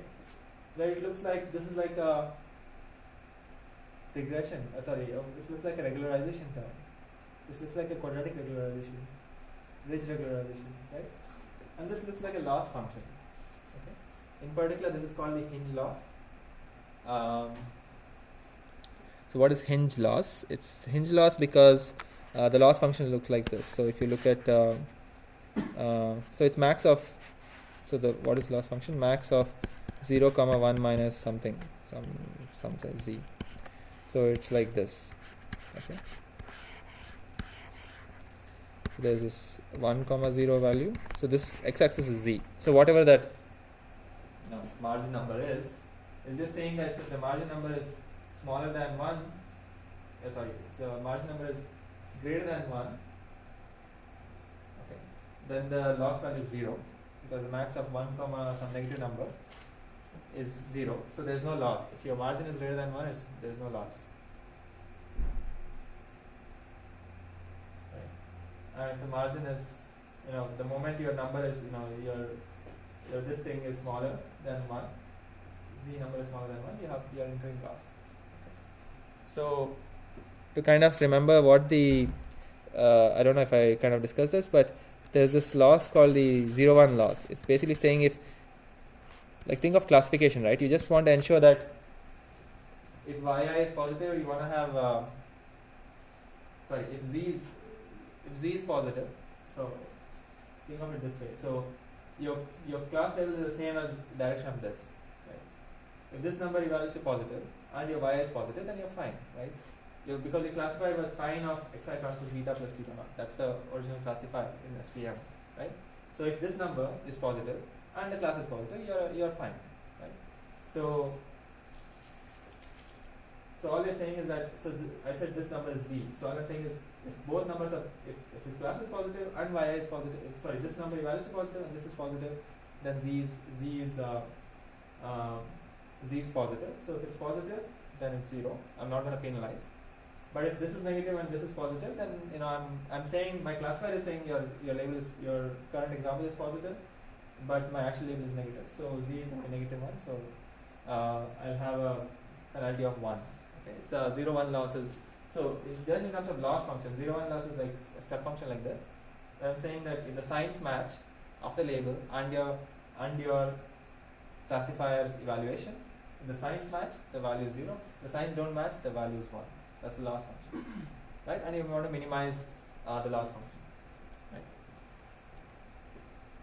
Okay, so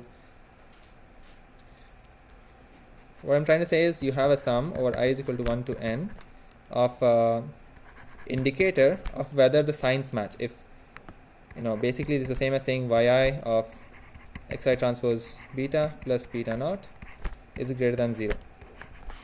That's the 0-1 loss function, okay, in classification. It's an equivalent way of writing it. This is just saying that if my label and my classifier is just a sign of this, and the sign is just follows whether this number is positive or not. If it's positive, the sign is 1, and if the label is 1, if sorry, this should be less than. Okay. If the signs match, if this is +1 and this is also positive, then this number is, things are aligned. So there is no penalization because this number is, there is no penalization because this number is greater than 0. Okay. I'm going to penalize, as in score against the classifier if the classifier says the number is positive, right? By evaluating this number is some positive number, but yi is negative. Okay. So positive times negative is a negative number, so that's less than 0. So I'm going to penalize that classifier determined by b and beta naught. Okay. So I'm just defining two loss functions. This is not a new thing. At least 0,1 loss function is just saying if you misclassify, I have to penalize, and this is a way to say misclassification in the SVM setting. Okay. And I'm just saying that this hinge loss that I just kind of defined over there, which is hiding, is a loss which essentially is like saying if this number is very positive, then I'm fine. Okay. If this number is between 0 and 1, between 1 to negative infinity, I'll have a penalty for the classifier essentially. So it's like a different loss function interpretation of this term, this CIs. Okay.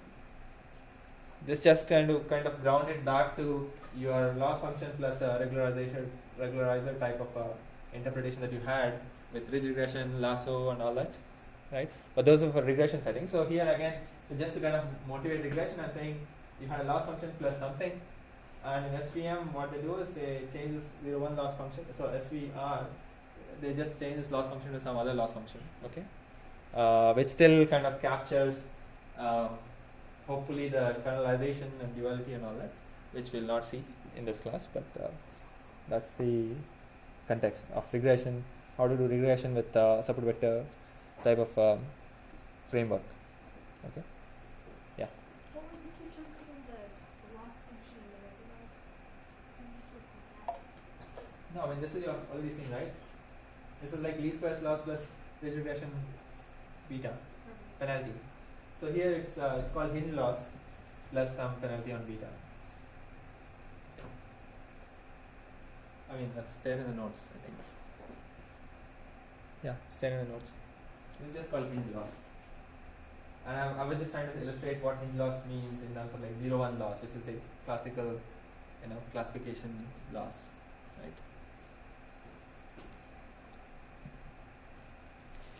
So okay, so let me get to unsupervised learning.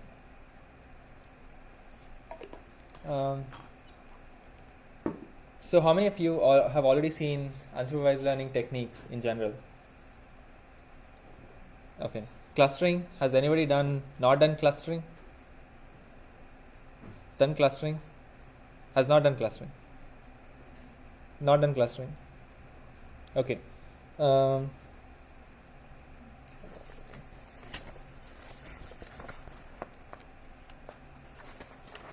What about PCA? People have done PCA, like dimensionality reduction.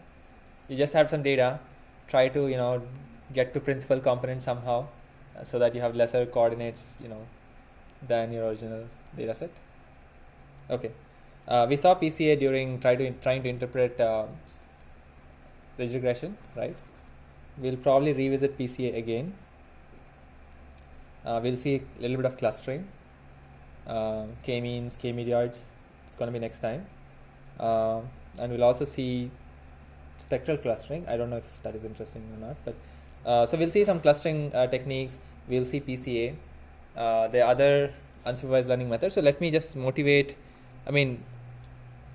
Motivation of unsupervised learning is not, has been done probably in many other classes. So I'll try to kind of motivate one important feature of unsupervised learning. So unsupervised learning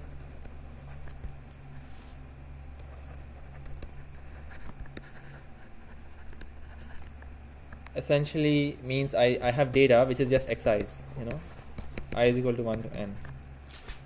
I don't have yi's, okay? There's no labels.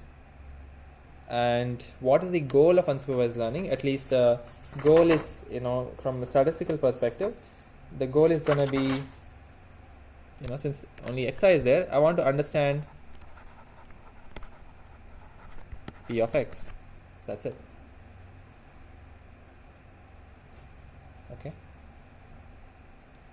Because it's a statistical models course, we only care about statistics. So therefore, there has to be distribution, right? So we only care about p of x. And in fact, we only care about understanding p of x, which implies, this is a key thing, is that there is no objective measure of success. Okay. There is no objective measure of success because we just want to understand. Okay, that's a very loose subjective thing. So there is no measure of success. In supervised learning, there was a measure of success. You had labels. So you can actually say something about generalization error, you can talk about validation error, test error. So you can actually now compare multiple models and say which one potentially is better, right?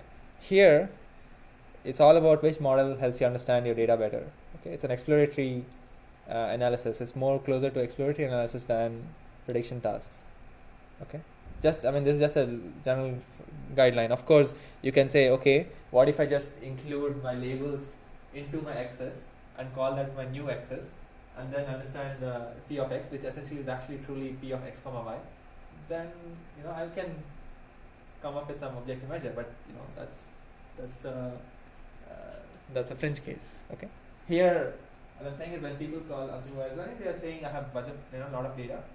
I don't have labels. So I want to do exploratory analysis. So I want to understand p of x, which means that it's not that I want to just construct.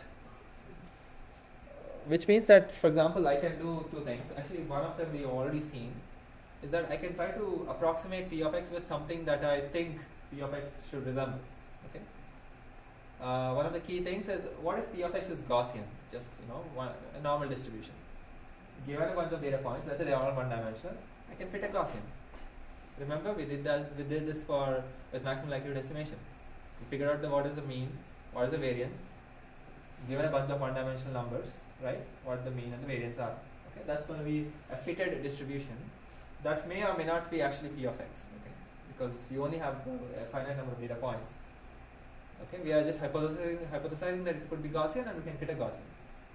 We also did this with EM. We said, okay, maybe the data points are such that it has bimodal, two peaks when you draw the histogram. So maybe I can think of it as a mixture of two Gaussians. Okay.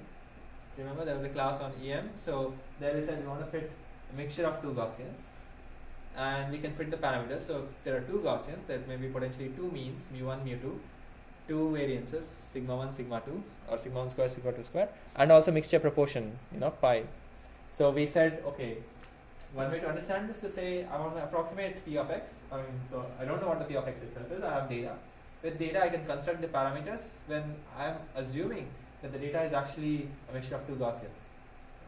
Whether the real data is is a mixture of two Gaussians or not, you don't know, because somebody, it's not like somebody generated it from mixture of two Gaussians and gave it to you, right? So that's one way to understand, actually, to directly construct proxies for what p of x could be directly, right? Using parametric family of distributions, like a Gaussian, mixture of Gaussians, maybe a gamma distribution, maybe Bernoulli distribution, whatever, right? But here, so that's also unsupervised learning. And there's, as I said, there's no objective measure that what you constructed is really good, except saying maybe the log likelihood is very high if I have mixture of two Gaussians, versus a log likelihood is low when I fit one Gaussian. Okay, more likely than the other. You can maybe say something like that. Okay, log likelihood of the data. Remember? But in the next couple of classes, we're going to only focus on three things. One is association rules, and how. So we'll focus on a few things. One is second is clustering.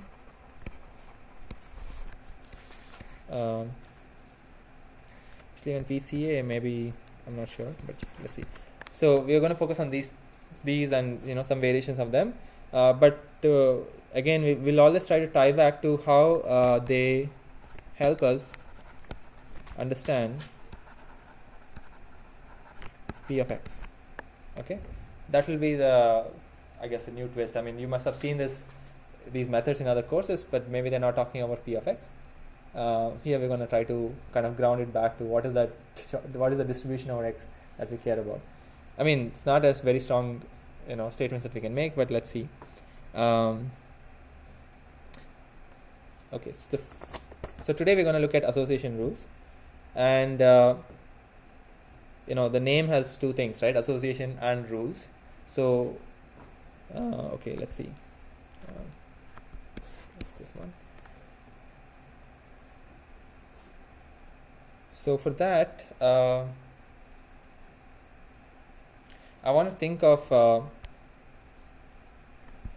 a discrete case. Let's say I have x1 to xp as random variables.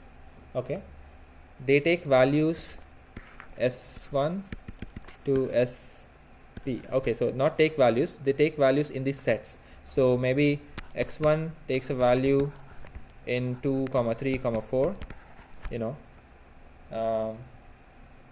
which is whether they are in sophomore year, junior year, maybe senior year, maybe these are the numbers, and then the set s1 is actually equal to 2, 3, 4. Okay.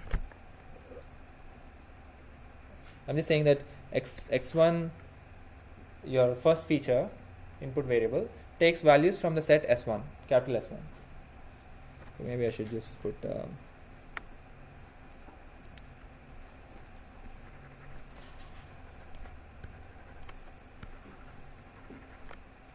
okay. So what we care about, of course, we want to care about probability of x, which is essentially probability of x1 taking value little s1 all the way to capital XP taking value little s2, right? Sorry, sp, right? We want some information about this guy. Okay.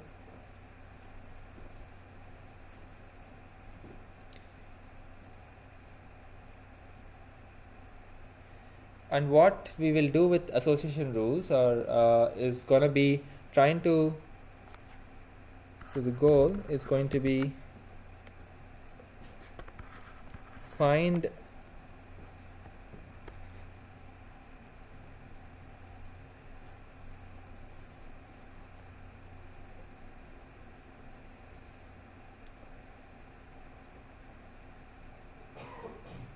okay, that's the notation.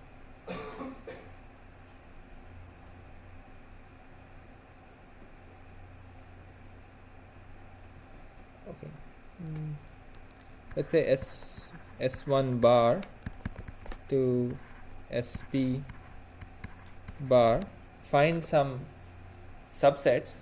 Okay, so s1 bar and sp bar, so these are going to be subsets of this set, this set, this set, this set.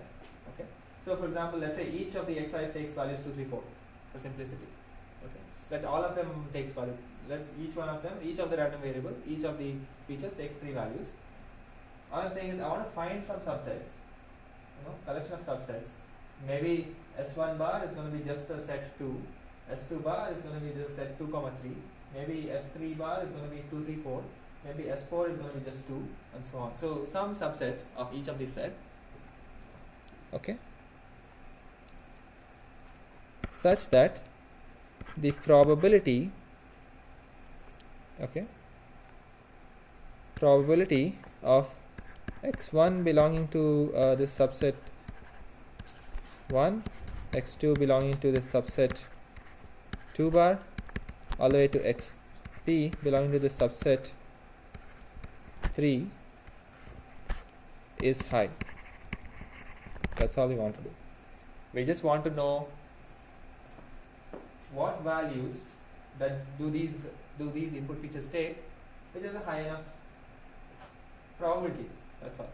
It's a very, I'm just using, I mean, this is not something complicated. All I'm saying is I have a bunch of random variables, they have some probability associated with them, the values that they take. I just want to know what values do they take. So I just want to know what values do they take for which they have high probability. That's all. Here I've just generalized a little bit of saying that,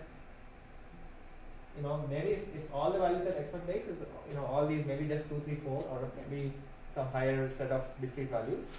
Other thing is just tell me what subset of them, what subset of them, what subset of them. Maybe what is the probability of this number. Find such sets such that this probability is high. Okay. It's a very general case. I'm going to now specialize this to association rules that you are more familiar with. Okay. Which is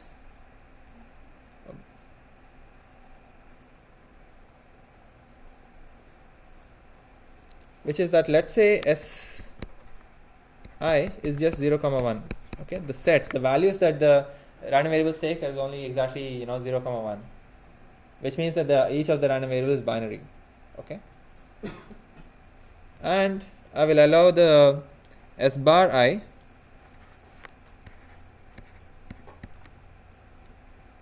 to be equal to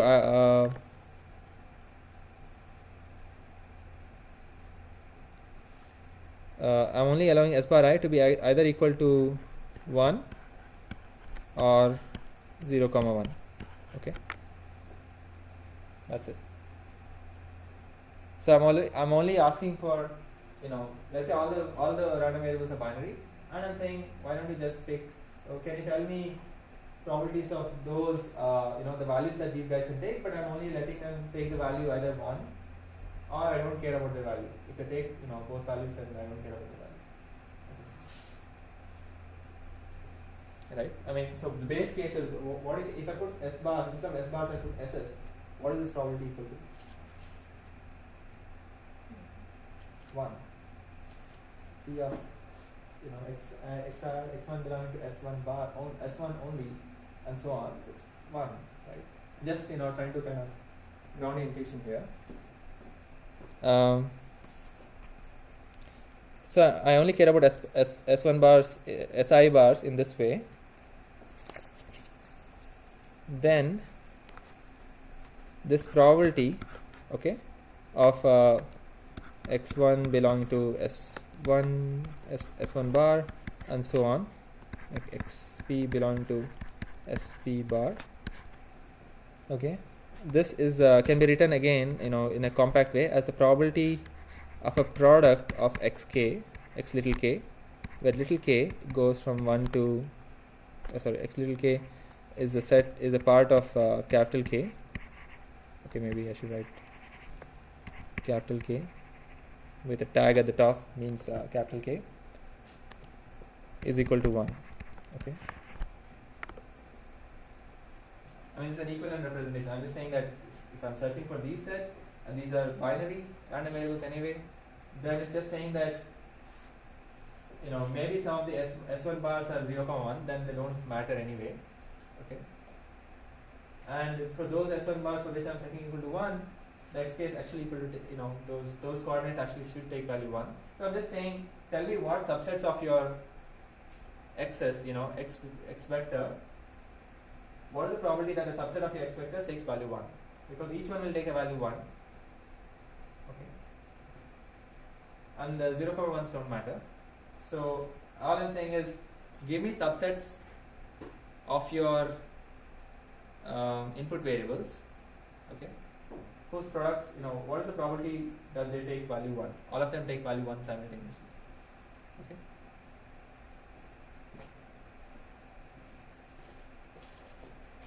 Is this clear? All I'm saying is, what is this capital K? It's going to be some subset of 1 to p. So let's say capital K is 1, 2. Okay. All I'm asking is whether tell me what is the probability of x1 taking value 1 and x2 taking value 1. That's written in the compact way saying x1 times x2 is equal to 1. Tell me all the what is the probability mass associated with x1 times x2 is equal to 1. But x1 and x2 can only take binary values. So all I'm saying is what is the probability that x1 is equal to 1 and x2 is equal to 1. That's what this means. When this capital K is equal to exactly the set 1, 2. The first two coordinates of your input variable, p-dimensional input variable. Okay.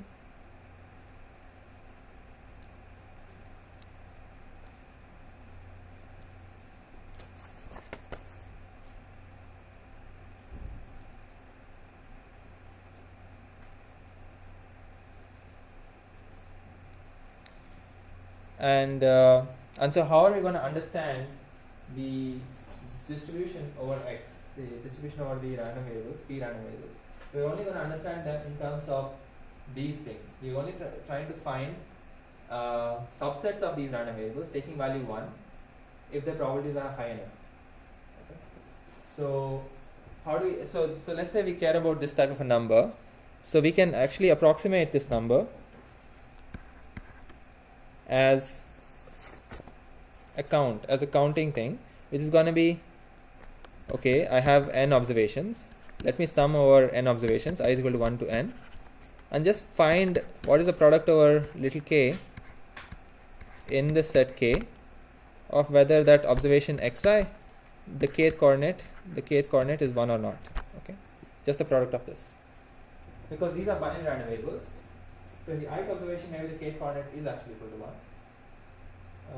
Let's say k is 1, 2 for simplicity. The set k, set k, let's say set k is just 1, 2, the first two coordinates. So all I'm saying is, I'm going to just do an empirical averaging. I have n observations.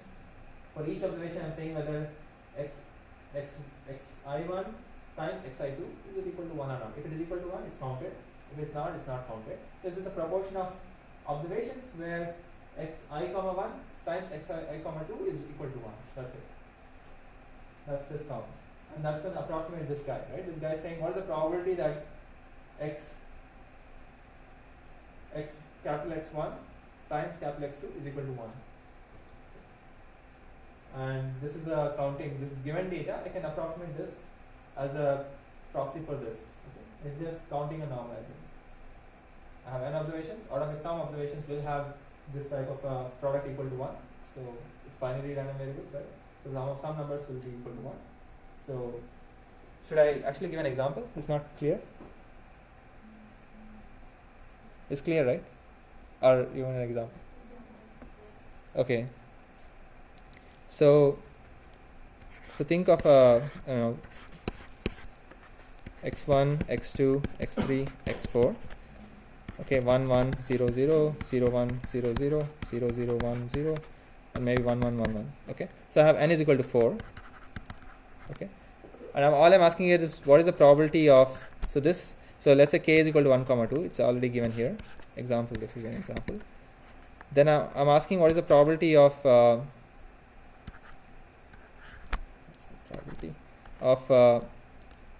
x1 is equal to 1 and x2 is equal to 1.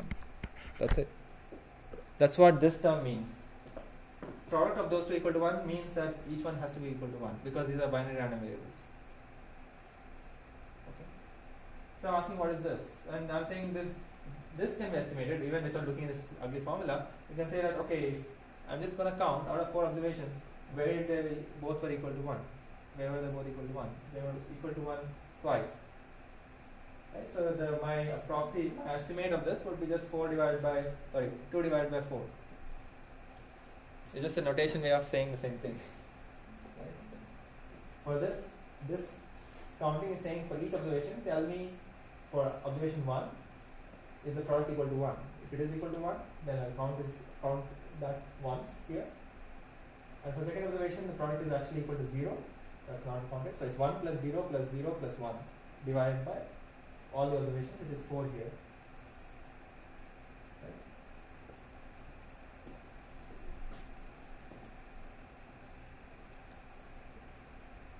Is equal to 1 plus 0 plus 0 plus 1 divided by 4. Not is equal to, but can we approximate it with that?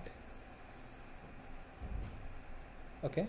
So this number is called the support of item set K.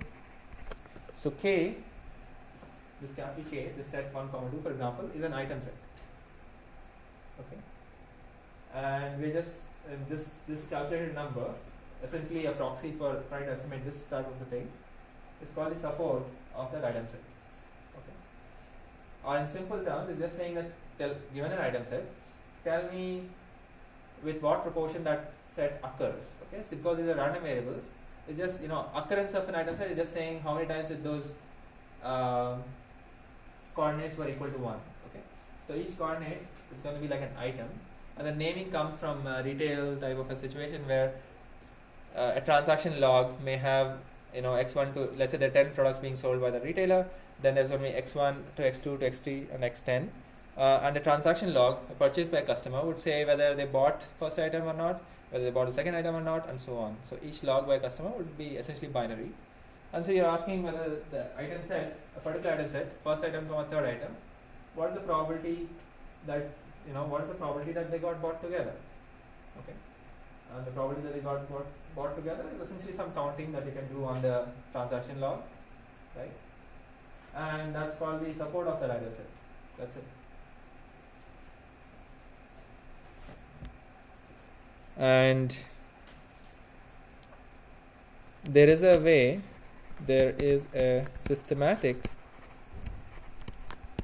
way of finding such item sets of support at least some number, let's say 0.05, some number, in general it's t, so some number. I want to find all such item sets which have at least some support. Okay, and that systematic way, I mean there are many systematic ways. There is a systematic way called a priori. Okay, there's one way to kind of find these item sets, or this capital K's, many such capital K's, for which the support is at least some number. Okay, so that essentially is, if you think of a distribution as like something with peaks, all you're asking is, can you find these peaky areas? Can you find the values of the x's for which there's a high enough support? Okay, that's what it's like, chopping off distribution. And in fact, clustering is also like chopping off a distribution, finding regions of the space where there's a high enough probability. Okay, that's a cluster essentially. And given the next 7 minutes, I'm going to describe the a priori algorithm and finish with that. So the objective of the algorithm is this: find item sets of support at least 0.05. Okay. So the way I'm going to start it is follows. It's going to be iterative procedure. Okay. And what it's going to do is find these item sets in a sequence where the property is that in one go it will find item sets of the same size, and then the next go it will increase the item sets, try to find item sets of a slightly bigger size, in fact one bigger than the previous one. In the next step is going to try to find item sets which are two bigger than, one bigger than the previous one and two bigger than the starting one, things like that. Okay, and each iteration of this procedure is going to read the data once. Okay, and so in the first round, so round 1, you just have to find item sets of the type, capital K is going to be of the type whether sets are going to be like this: 1, 2, p. It's a single item set. Tell me the proportion of times bread was bought or something like that. Okay, it's just going to be count the number of times x1 is equal to 1 divided by the number of observations. That's going to give you the support, right? These are your item sets. You can just go through the data and find what is the support. Okay, support let's say is t1, t2, tp. You just want to see whether this proportion is greater than 0.05. Okay, and then maybe 1 and 2, and let's say even 5. These are the guys which remain. Okay, after you checked whether this is greater than some number 0.05, all of these you checked whether it's greater than 0.05. These are the ones which remain out of round 1. Okay, in round 2 you want to have some candidate sets, right? But here is where the key part of a priori comes in, which is that you're trying to find 2 item sets now. Okay, find the support of 2 item sets, which are find those item sets for which again it's greater than 0.05, but now you're looking at 2 size item sets. Now what you'll do is you will only look at those 2 size item sets whose subsets are already there before. In the sense, I'm only going to look at item sets which are of the type 1, 2, 1, 5, and 2 comma 5. Okay. So in general, what I'm going to say is I want to look at those item sets only whose subsets have appeared before, have already been filtered, and who in the sense whose support is already greater than 0.05. Okay, that's the relation between round to round. Otherwise, you could directly go from there would not be relation between any rounds. But so round 2, these are my candidate item sets, and then I'm going to again filter, check, go through the data set, and again check whether this is greater than, check the whole thing whether it's greater than 0.05. Maybe some things remain. I don't know, where is it? Maybe only one thing remains, 1 comma 2. No, maybe 2 things remain, and 2 comma 5. Okay. Then round 3, I'm going to look at item sets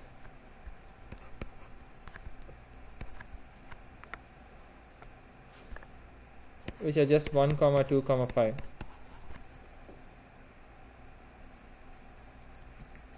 Okay, because all subsets of actually this is not correct. I will not be able to see, so even this one is not correct, so there is no item set to consider, so stop. Why is that? Because to consider, I want to look at 3 size item sets, but I want to ensure that I'm only looking at those 3 size item sets whose all subsets are there before, have been filtered before. So 1 comma 5 is not there, 1 comma 2 is there, 2 comma 5 is there, but 1 comma 5 did not make the cut. So 1 comma 5, which is a subset of this guy, is not there. This has not been selected before. So even this set is not considered. And any other set, you can see that there is no subset of that. So if I consider something like 4 comma 5 comma 6, none of them are there before. So such sets are anyway eliminated. Even this set is eliminated because not all subsets are there before. So the only item sets that you will finally output, a priori outputs, is these 2, and the ones which resulted in the first step, which I think 1, 2, and 5. Okay, those are the outputs of your a priori algorithm. So these are all the item sets whose support is at least greater than 0.05. Okay, so that's it. That's the a priori algorithm. So in terms of time, computational complexity, in terms of time, it will take long time if the data is, it's data dependent, in the sense nobody can tell how long, it may have to go all the way to, pth round and look at all p size sets, and maybe they're all greater than 0.05, then it has to really evaluate, go through your data for a long time. But why do you care about things with at least some minimum support? Because these are aspects of your joint distribution. These are aspects of p of x, which are like high co-occurrence statistics, something like something similar to co-occurrence statistics. Okay, something like correlation and so on. So these are situations, these are sets, item sets, or these are coordinates of your input variables for which they take values 1 and they have high enough probability mass. That's essentially what you're trying to find. Okay. I just want to justify the name rule before breaking, and I'm going to get a signal here. Okay. Which is that once you have item sets, okay. Let's say the set is a comma b comma c comma d. I'm just going to use the item set. Basically think of it as x1, x4, x5, x7, something like that. An association rule is nothing but a derived tuple of sets. So something like a comma b c d. Okay. So basically, if you have a set, item set, I can always break it into parts. Find a subset and its complement. Find a subset and its complement. Okay. And what you'll do is, I can always break a given item set into arbitrary ways. The one choice is this. This is an example. There are many other ways.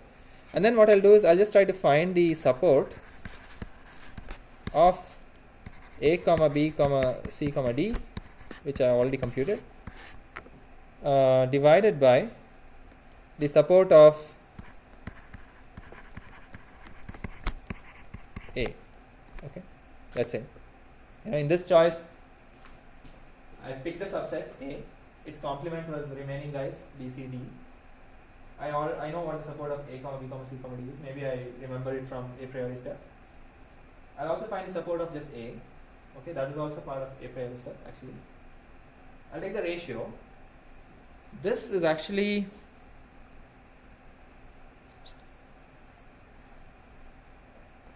this is gonna give you what is called confidence. It's just a name, but this ratio is actually just proxy for the probability of B, C, and D given A. Okay, it's a conditional probability, or if you want to write it in terms of x's, it's just a conditional probability. So confidence is some conditional probability. Okay, conditional probability of, let's say, x1 and x3 and x5 taking values 1, given x7 took a value 1. Okay, you can compute that by just taking ratios of supports. Okay, and yeah, the support, probability that x1 took a value 1, x3 took a value 1, x5 took a value 1, x7 took a value 1. You also know the support of whether x7 took a value 1. Given these two supports, you can just take the ratio, and that will give you what is called a confidence. And a confidence is essentially a proxy for this conditional probability. Okay. In the sense of this is equal to confidence, this is the same as conditional probability. But why do you care about this? Why did you want to break item set into two parts? This gives you what are called association rules. Okay, the association part, anyway, frequent items, the item sets before were essentially associations, high occurring associations. Association rule part is, given an item set, I'm going to break it into two parts and kind of claim some causality, in the sense that I'm going to say A implies BCD. In the sense, in my transaction data log, if x7 took a value 1, if somebody bought bread, that will imply that they also bought jam, peanut butter, and something else. Okay. I'm going to claim that. Okay, that's a rule that I derived from my data set. So from my data set, I went to item sets which are frequently co-occurring, bread, jelly, peanut butter, and something else. From that frequent item sets, I'm also claiming something else, which is going to be bread implies purchase of peanut butter and something else, jelly. I'm going to claim such things if confidence is also high. So this is a number which is a fraction of two other numbers, ratio of two other numbers, which also I got from data. If this number is high enough, I'm going to claim I'm going to make a claim that, okay, knowing that somebody bought bread may also kind of let me predict essentially that they may also buy jelly and peanut butter. Okay, that's the rule part, and you can use association rules because it looks like a rule. You can think of them as decision stumps or rules, classifiers, so you can actually use them for classification later on. So maybe I'll touch upon this again, but that's what the rule part. I want to justify why it's called a rule. So that's association rules. But in summary, they just try to capture properties of your joint distribution, high co-occurring subsets of your joint distribution. Okay, co-occurring in the sense they take values 1. Okay, that's it.